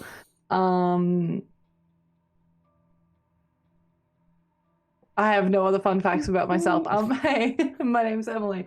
I am the producer, GM, and thirsty ass motherfucker from Hexes and Vexes. You can come hang out where I do some D&D and a lot of cooked stuff. Or I'll be here, or I'll be Meeples and Dragons, or wherever allows me to show up, and that's it. That's it. Excellent. Done. Yeah, Ash. yeah. That's Ash. my entire existence summarized. Good. Stop talking then. It's not your turn anymore. Ash, who are you and what cool shit are you doing in life? I think we're glossing over the part where Emily said her full legal name is just Emily. So she's got a mononym like Beyonce or Cher now. Yeah. Like, that's amazing. Actually dig that. Yeah, it's pretty cool. Hey, I'm Ash and I make stuff. You can find me at Ash Makes Stuff on all the social medias, and you should, because I posted stuff this week. You can also find me over on Split the Party, where I play in What We Do in Barovia, a Curse of Strahd campaign. You can also find me over on Hexes and Vexes, where I'm just appearing in flashbacks. I will not be playing in the game proper because I got brutally murdered 17 times in my session. So, sorry about it. Wait, Ash, that part hasn't aired yet. What? Sorry. Briley's super dead. Sorry, spoilers, y'all. She got eaten That's by a actually manticore. a really big spoiler. I'm sorry. Can Eaten by a everyone manticore. please It's fine. I didn't hear it. Incredible. Saz, who are you? What cool shit are you doing? Hi, I'm Saz, or Saz Meeple. You can find me on Threads and Blue Sky at Saz and Meeple. Everywhere on the internet is Meeples and Dragons, where I am the resident Dice Goblin and Twitch producer, where we do Radiant Shadows every second Saturday night, which is not this weekend, so it'll be next weekend. And I'm trying to get back into the swing of playing video games on stream, actually remembering to load OBS when I play a game. That's fun. Very good. Ham, who are you and what wonderful things can we expect from you? Wonderful things. But I'm Ham, or Ham the DM. I run the Radiant Shadows campaign over on the Meeples and Dragons channel, which is this coming Saturday. And it does involve both Promethean and Emily, who are very gracious and make truly terrible choices, Rude. which makes me very, very happy. I regret nothing. No, and I adore it. I think it's the absolute best. And then I'm here. There's a super secret project which I'm involved with, which will be appearing at some stage at some point in time. When?